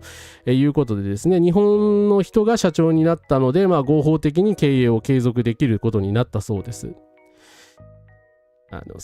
だから本当の愛国者っていう、あんまり言いたくないけど、あんまりこういう言い方したくないけど、あえて言いますけど、で、愛国心ある人の行動ってこういうものじゃないですかね。だから地元のためにやったわけでしょ。自分の金と人生を犠牲にしてですよ。私できないですよ、ここまで。見ず知らずの人のために。いや、仲良かったのかもしれないけど、すごいですよね。素晴らしいと思います。素晴らしいと思うけど、本当はこれ国がしなきゃいけない仕事ですよ。はい。なんか猫町で遊んでる人にはわからないと思うけど。はい。いや、悪の秘密結社ですよね、本当。悪の秘密結社のコスプレイヤーの人に対してよくないか。仮装してるだけのやつらですけどね、正体は。自分以外は風景にしか見えてないタイプなんでしょうね。まあそれはなんとなくわかる。多分自分にしか興味ない人だと思うから。こんな大臣のために現場の国家公務員は過労死寸前まで働かされて、いや本当にそれ自体が問題ですよね。いい加減にせえやってお前っててめえで働けせめて。批判を攻撃しか覚えないってことは、野党からの批判もまあ攻撃しか思ってないと思いますよ。この人マスコミに対する態度とかも最低ですからね。見たことある人いると思いますけど、めっちゃ上から目線で何が何ですかみたいな答え方するんですよ。多分わざとだと思うんですけど、あまりに不快だったんでね、私も取り上げなかったんですよね。一回取り上げようかと思ってたんですけど、いや、心底嫌いなやつですね。いや、なんかちょっと、ヘイト出すぎててちょっと申し訳ないんですけど、なんか久々に心底嫌いなやつが出てきたとはと思って。いや、まあ、同族嫌悪もあるかもしれないですけどね、私もオタクなので。でも、弘前、ノミネさん、ここからです。弘前素敵ですよね。こういう方がまだいらっしゃるんだっていうのは、なんかちょっとだけなんか嬉しい気持ちになりますね。なんか日本人としてのその自尊心がすげえ削られてたので、本当に。そういう人ばかりじゃないよって思いたいですけどね。でもこういう方はごく少数なんでしょうね。仮放免の人たちを支援するのはガザに募金するのと同じで穴の開いたバケツに水を汲むようなものですからね。はい。今の日本政府に反答心に対抗しているのだから反日ですねって誇るべき反日。まあ反日がね、愛国者が売国奴と呼ばれた時代を我々は生きていますね。でも結局子ども食堂みたいにそう民間がカバーして済めばいいっていうもんじゃないんですよね。弘前の素晴らしいエピソードであると同時に福祉が機能していないという証拠だとも思いますと。小野田公大臣は堺野市もブロックした。そういえばそうらしいですね。笑っちゃいましたけど。ちなみに私は小野田からは数年前にもうブロックされてるので、はい、彼女のツイートは流れてきません。はい。まあ見たくもないんでいいですけど。正直、最後に、正直、群れとしての日本人の思想行動原理を冷静に観察するというちょっとコメントを読みたいんですが、法の支配、自由民主主義、普遍的価値、リアリズム、SDGs、DEI、フィジカル AI、AI アランジメントとかいろんな外外のかっこいい言葉が出てきますけど、突き詰めれば2つしかなく、1つ目は極端な形式主義であり、2つ目は風緑的環境適応であると。それ以外の思想、概念、哲学、技術は全て形式的に仕入れた歴史の場面場面で最も都合のいい世間体のようなもので、本質的な要素は何も内面化していないため、状況が変われば簡単に立場を変える。日本に子供の頃から長く住んでいる中国人として一言傷つくようなことを申し訳なく言わせてもらうと、歴史のピエロは80年前同様相変わらず君たち日本人の方ですと。はい。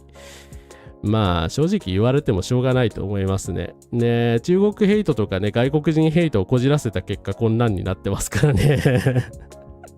救いようがないっていう。まあそれはなるでしょうね。はい。本当申し訳ないなと思います。なんで国籍でこんな差をつけられてしまうのかっていう。いや、国籍っていうか国の環境だと思いますよ。はい。まあ、イスラエルみたいにそれ虐殺を実行してるわけじゃないけど、そう、一億総鮫島伝次郎みたいな社会になっちゃいましたよね。はい。ということでですね。ありがとうございます。ということでですね、ちょっとお水飲ませてください。最後に、なんか希望のない内容だったので、ちょっと希望的なことを言って終わりにしたいと思います。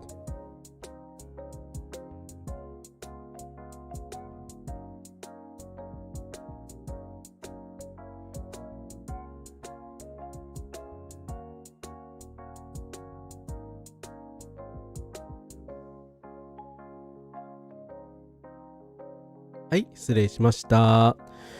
最後はですね、まあこんな明日なき世界でどうするのかという話ですけども、民衆と作る明日について考えながら、ちょっとお話を締めくくりたいと思います。ラトガース大学、アメリカの大学らしいんですけどのイベントで、イスラエル支持派のシオニスト学生が主催した大量虐殺を行ったイスラエル兵を起用したイベントにて、ユダヤ人学生が抗議行動を起こし、イスラエル軍がパレスチナの子供たちを殺害したことを指摘し、ハーグで法的措置に直面する可能性があるだろうと警告したと。いうことでですね、やっぱりアメリカのその平和主義ユダヤ人の人たちすごいですね。これなんかわざとシャツのカラー合わせたのかわかんないですけど、だからイスラエルカラーのシャツ着て出てきてめちゃくちゃ猛抗議してですね、お前らジェノサイドの責任取れみたいなこと詰め寄ったらしいんですよ。で、アメリカのだからそのイスラエルに対する好感度がですね、もうだだ下がりしてて 20% とかになってるんで、まあ今後もこういう声増えていくだろうと思うし、やっぱりユダヤ人としてこういうこと言ってる方々本当に立派だと思います。だからなんか右翼系の人たちとかはね、もう結構ネオナチ的なそういう思想だったりとか、反ユダヤ主義的なね言い回しをしている人が結構外国圏では見受けられるんですけども、絶対に反ユダヤ主義を許してはいけないと思いますので、平和主義のねユダヤ人の人たちとは連帯していきたいなと思います。いや、強すぎますよねこの方。すげえ勇気だよ。なかなかできないですよ。まあこのね、しかも四面楚歌みたいな状況でやってるわけですからね、まあ周りも迫力に押されて、なんか警察が出てくるまでなんか誰も何も言えないみたいな感じになってるのがちょっとあれですけど何人か抗議に出てきたみたいですけど、でも普通ビビってやめますよね。素晴らしいと思います。うん。いや、そうですね。でも日本にこれからもね、私たちも生きていかなきゃいけないわけですから、なんとかこの状況を変えなきゃいけないですよね。イスラエルの状況も変えなきゃいけないし、我々の状況も変えなきゃいけないと思います。で、パレスチナでは、パレスチナ人少女リー・マージーズさん、ガザで家族のミシンを動かすために手製の自転車を漕いで長時間働いています。飛び地のパワーグリッドにはイスラエルのジェノサイド戦争にて大部分が破壊されたままであるということで、パレスチナの人たちって、その抑圧の結果なんで、あんまりね、褒めちぎるのもおかしいのかもしれないんですけど、DIY 能力ものすごいので、何でもこうやって、手製で浄水器作ったり、自転車からですね、簡単に発電機作ったりするわけですよ。でも結局ね、こういうね、子供がね、労働して、電力を稼いだり、勉強をね、したりしなきゃ、勉強できる状況を作らなきゃいけないっていうわけで、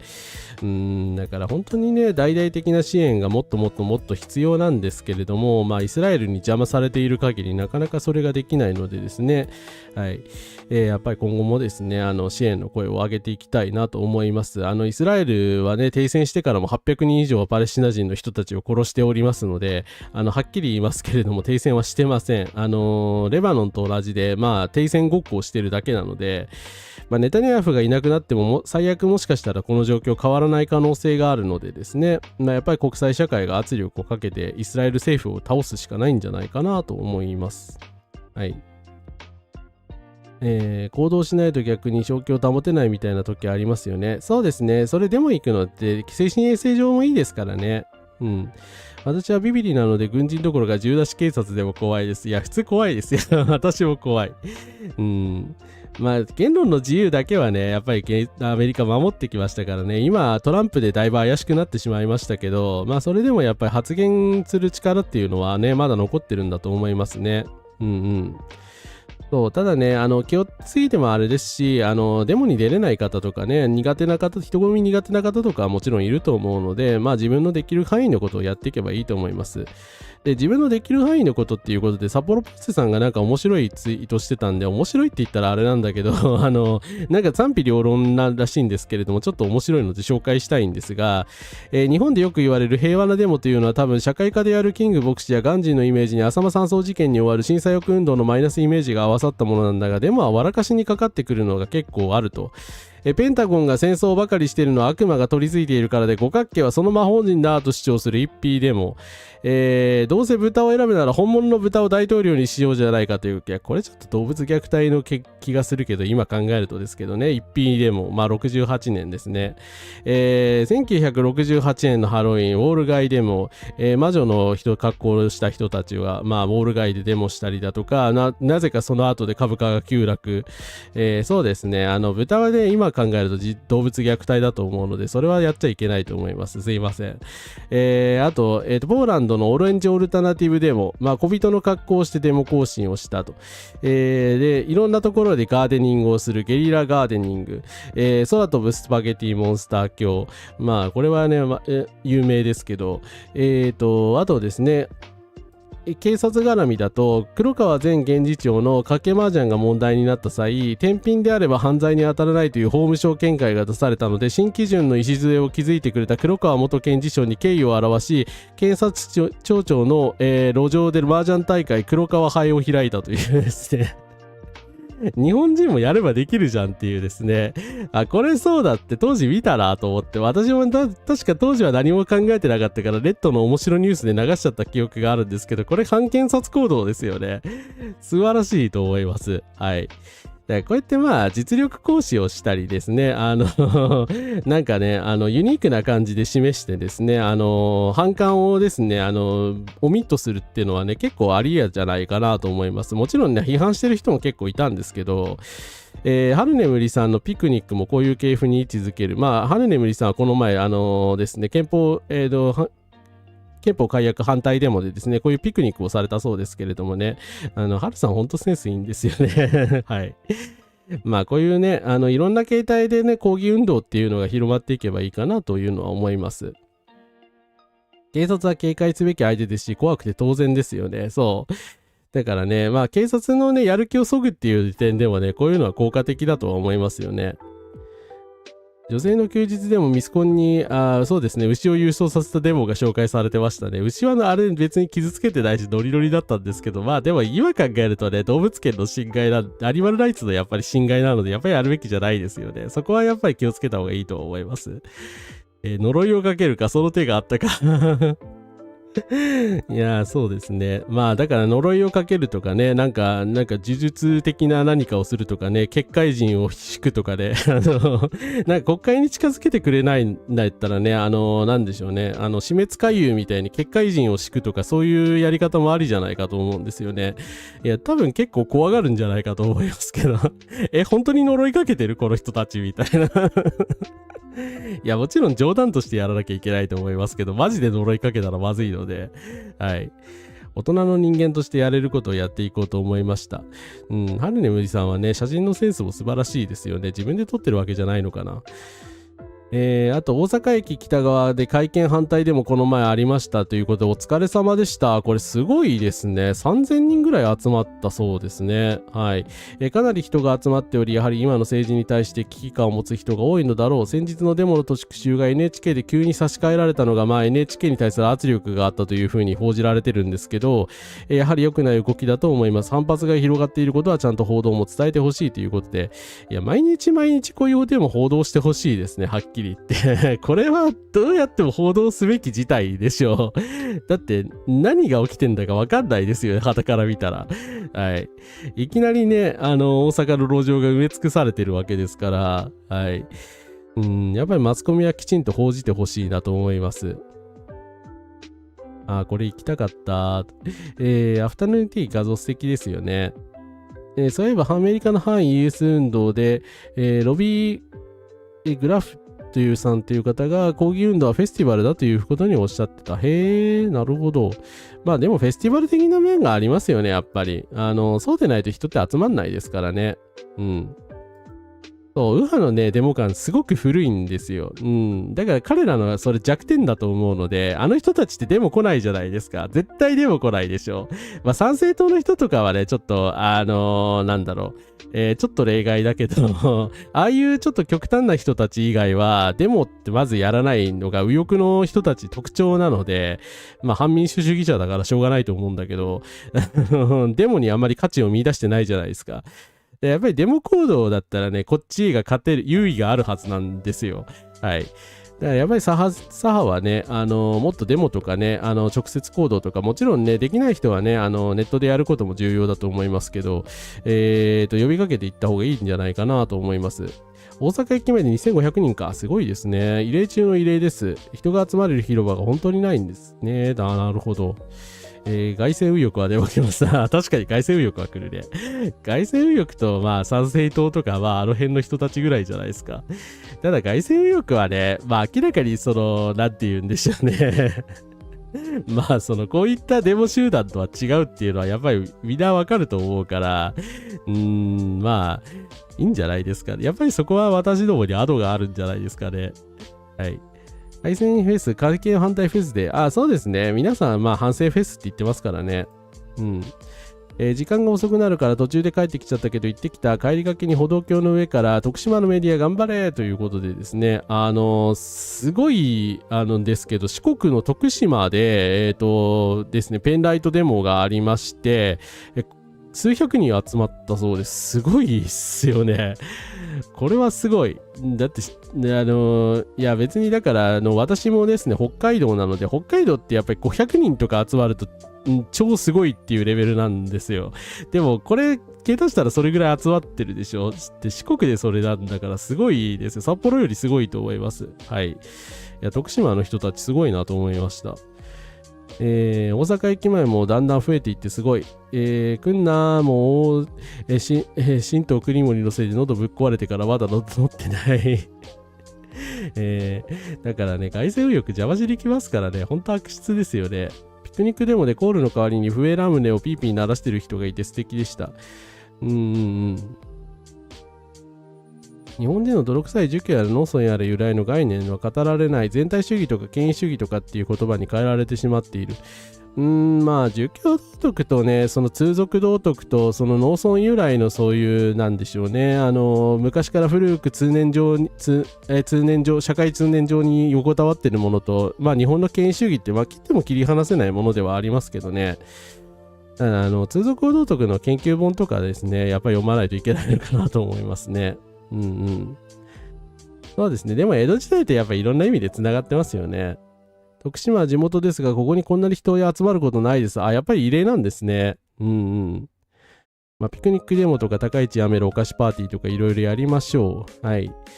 ただですね、デモにちょっと注意喚起してる人がいるんですけど、これって何のデモですかを装ったナンパに遭遇しました。お姉さんと日本を変えたいので LINE 交換してみたいな。今時こんなこと言うやついんのみたいな。ちょっとですね、信じられないやつがいたらしいんですけど、ただですね、この方ちょっともっと嫌な予想をしていて、女性は潜伏する公安の男性による質問説教にも遭いやすいので、このパターンを察知したら周りに助けを求めるか逃げてください。共産党でも民政でもフードバンクや凱旋で若い女性が、ボランティアを装った公安に狙われています。ボランティア自由参加で人余りを起こしてたフードバンクとかしれっと駅前の街頭宣言で横に突っ立って見てたとかのパターンなので、マジで何もしてねえけどなんかいるやつが会話をしつこく続けてしていようとしているのは怪しいです。潜伏でもさすがにプラカとかパネルとかは持ってないそうですということで、プラカパネル持ってないからってデモ参加者でないと決めつけるのはそれはそれでまずいと思うのであれなんですけど、やっぱり手当たり次第なんか話しかけてるやつはね怪しいと見た方がいいですよね。それは見た目問わずですけどはい。セクハラはね、どんなやつが、左翼活動家がね、主体であってもね、当然禁止なので、はい、出会ってしまった人は主催とか警察に訴えるべきだと思います。日記の解説書とかちゃんと読まないといけないですね。公安がナンパみたいなことしてるっていう。だから公安だったのか本当のナンパだったのか分かんないですけど、いやーでもどっちにしろ最悪ですよね。人権侵害なのでやめてくださいと思います。はい。デモをしなければデモをしなくても直面することになる最悪の政治を避けるためにもデモをしなくてはなりませんということで、これ韓国の左派政党の方なんですが、政治的行動の重要性については韓国の17代大統領であるキム・デジュン先生の有名な言葉があります。私は勝つ道が何であるかまた負ける道が何であるかはっきり申し上げることができます。必ず勝つ道もありまた負ける道もあります。勝つ道は全ての人が公開的に政府に対して正しい声で批判しなければなりません。批判することで、勝つことができますと。しかしそうでなきない人は投票して良い政党に投票しなければなりません。そして多くの人々が悪い新聞を読まず集会に出向き、そうすれば力が大きくなっていきます。小さくてもインターネット上に文章を投稿すれば十分です。必ず負ける道もあります。弾圧があっても怖い、面倒だ、私のことではないと思って行動しなければ間違いなく負けて滅びます。すべての人たちが悪い政治を拒否すれば悪い政治は滅びます。見ているだけで周りの様子を伺うだけなら最後には悪が勝利しますと。キム・デジュンさんが言うとね、説得力が違いますよね素晴らしい名言だと思います。見ているだけだったらやっぱ悪が勝つんですよ。はい。だからもちろんね、人によって行動の仕方は様々だと思うので、デモに出るだけが行動ではないですが、やっぱり何かしらね、悪い政治に対して反対しないとですね、絶対に国が滅びます。はい。悪が勝利するので。はい。そうですね、権力に物申すことはね、軍事独裁下の韓国でも、昔の日本でも命がけだったわけですけれども、今はね、幸いにして命を懸けなくても物申せるので、はい、それをね、民主主義の力として享受すべきだと思います。今度手ぶらでも行ってシャボン玉吹きながら初対面の人でおしゃべりに行こうと思ったのに、こんな環境だとできないということでですね、いや、それは気軽にやってもいいと思うんですけどね。ただね、怪しまれないためにはやっぱプラカ持ってった方がいいのかもしれないですね。そうですね、ノリで飛び入りした人たちがね、釈迦したりとかそういうことする人もいるのでね、ちょっとね、マイク持たせたりするのはやっぱり気をつけた方がいいかもしれないですね。そこはちょっとどうしようもないよな。飛び入りで変なこと言うやついるからな、絶対善意で言う人もいるんでちょっと困るんですよね。差別的な発言は誰であろうと許されることじゃないので、そうですね。で、最後になんですけど、まとめに入るんですけど、私は戦後日本が浸っていた歴史からの休暇が終わりつつあるのだと思っています。どんなスタンスを取るにせよ、私たちの政治意識が歴史性と断絶してしまっていることが歴史の一番大きな危機だと思っています。九条検事や反戦にしても思想史の流れの中でそれを捉え直さなければおそらく長続きしませんということでですね、全くその通りだと思います。典型的に言えば沖縄の問題ですよね。だから辺野古の問題についてあまりコメントしてない人も結構リベラル派の人いるし、なんか右翼の人たちの批判があまりに凄まじいせいか、なんかひよっちゃってる感じの人もいるんですけど、そうじゃないですよね。反植民地主義っていうのをやっぱり徹底できなかったっていうのが戦後日本の問題であったわけだから、そこをちゃんと捉え直してですね、琉球も含めた平和を実現しないと、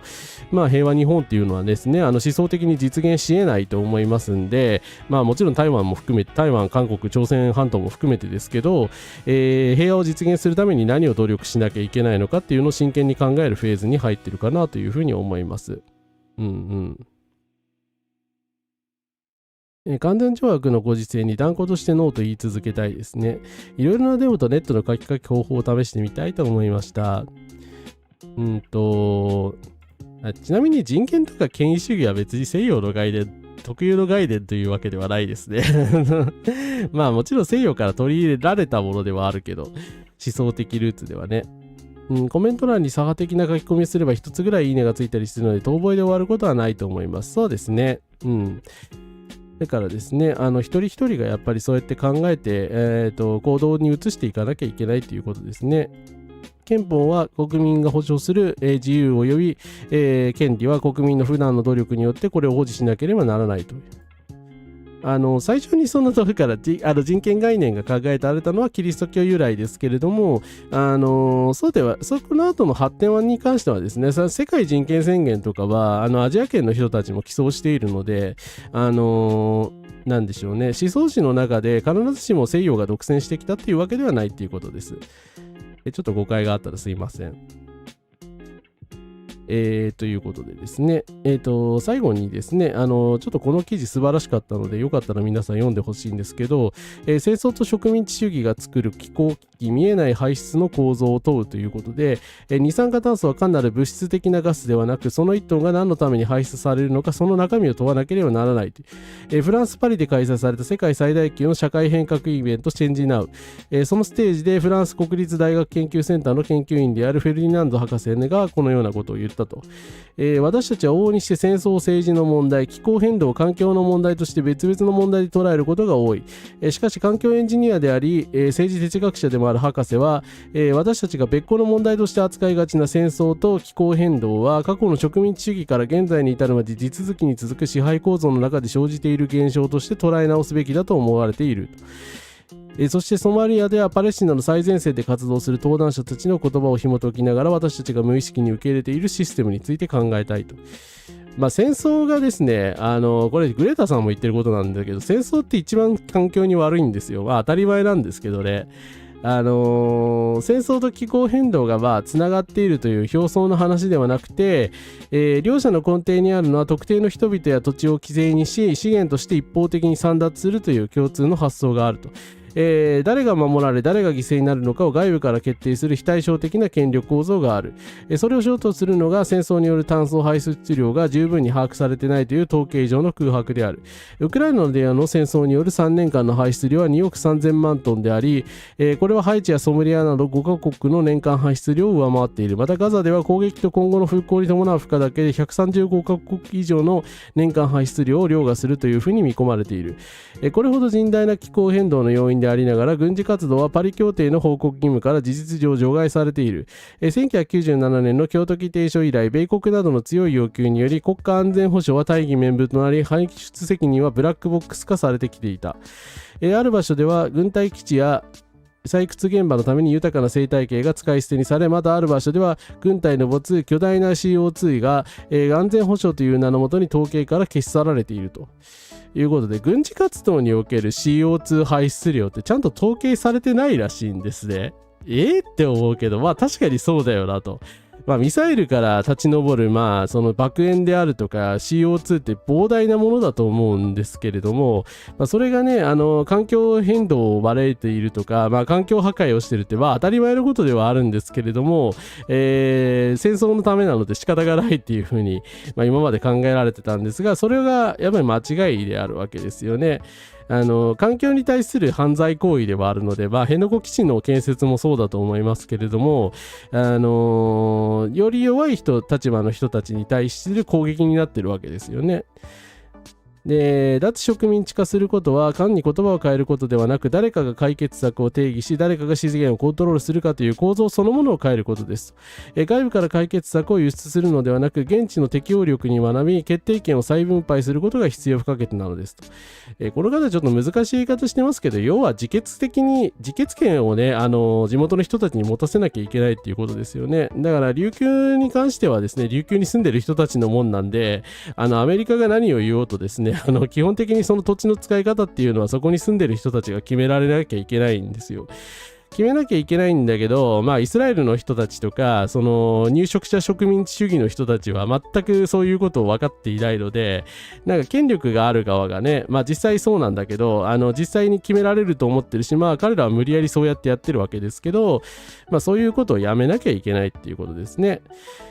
システムは人間が作ったものであり、故に人間が解体し作り直すことができると。危機の脱植民地化では遠い物語のものでは、遠い国の物語ではない。私たちが使うデバイスの素材がどこで誰の犠牲の上に採掘されたのかを知ることであり、脆弱な国とされる場所に住む人々の知恵を対策の基本的な解決策として尊重することであり、平和なくして環境問題の解決はないと認識し、軍事拡大よりも対話と正義にリソースを割くよう声を上げることであるということですね。はい。だから環境正義とかね、反植民地主義っていうことにですね、思想的に今までの日本の平和主義の歴史をつなげていくことができれば、まだですね、差別と排外主義で支配されるっていう、最悪コースを回避できる目は私はあるんじゃないかなと思ってるんですけど、このままだとね、このままほっといたら難しいと思うんで、他国のね、こうやって頑張ってる人たちとも連帯していきましょうというとこですかね。はい。生産のための CO2 発生ならまだしも破壊と殺戮のための CO2 発生とかわけわかんない上に統計されてないっていうのがですね、そう、戦争はね、地球に害悪なんですよ。100害あって1利ないから、にもかかわらず、その気候変動から、除外されてきたわけですね。安全保障の名のもとに、統計から軍隊の出す CO2 っていうのが消し去られているっていうですね。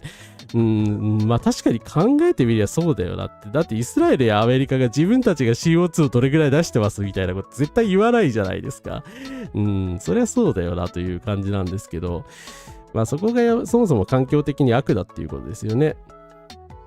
岐阜基地の戦闘機訓練も今だけでもちょっと控えてくれよって。いやー、そうですね。岐阜基地でも好き勝手やってますからね。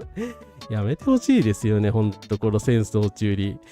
戦争だから仕方ないっておかしいですよね。直接人や町を破壊して、なおかつ環境も破壊ってダメすぎますよね。そう。で、所詮安全保障もね、戦争とか軍拡を言い換えているので、なんて言うんでしょうね。やっぱダメだと思いますよね。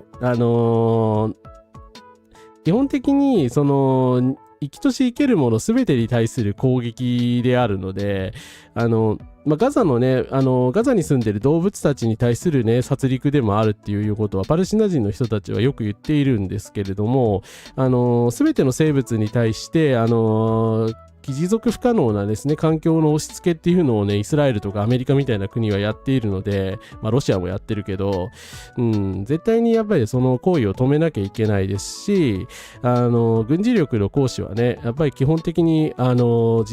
自衛隊っていう風に名目してても、やっぱり基本的には犯罪行為だっていう、地球に対するね、害を与えてるからっていう、立て付けをね、学ばなきゃいけないんじゃないかなと思いますね。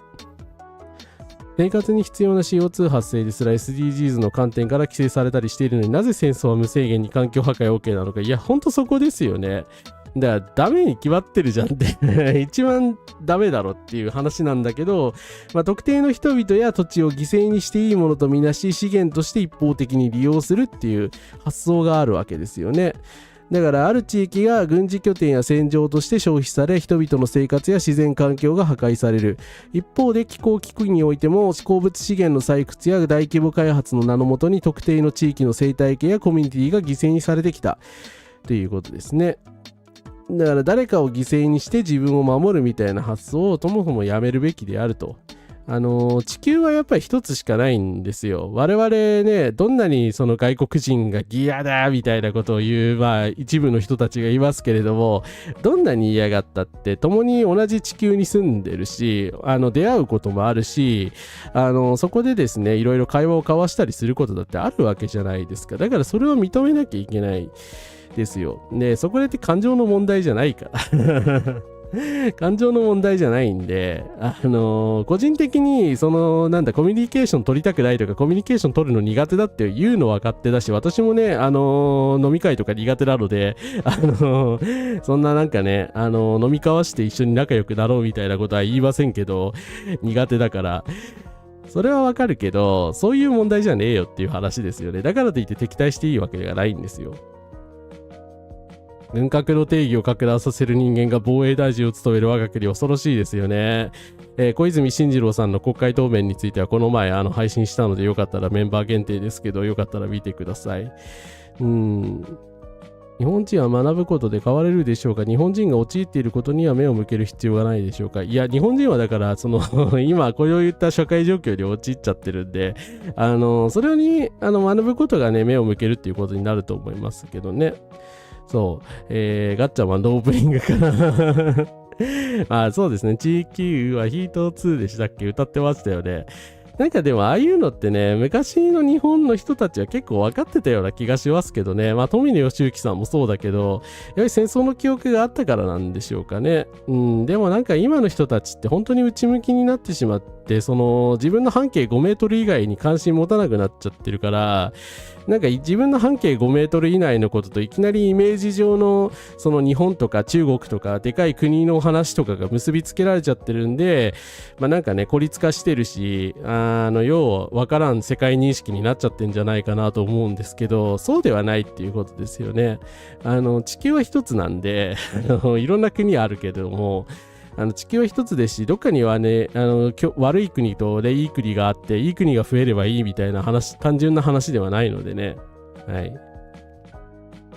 い。そういえば、元防衛大臣、環境大臣やってましたね。はい。オチで。うまく落ちましたね。はい。ということで、小泉進次郎は今すぐ辞任すべきだと思います。はい。ということでですね、綺麗にまとまりましたね。はい。ということでですね、戦争、石油危機の日本、没落の果てに明日はあるかということで配信させていただきました。いかがでしたでしょうか。明日をね、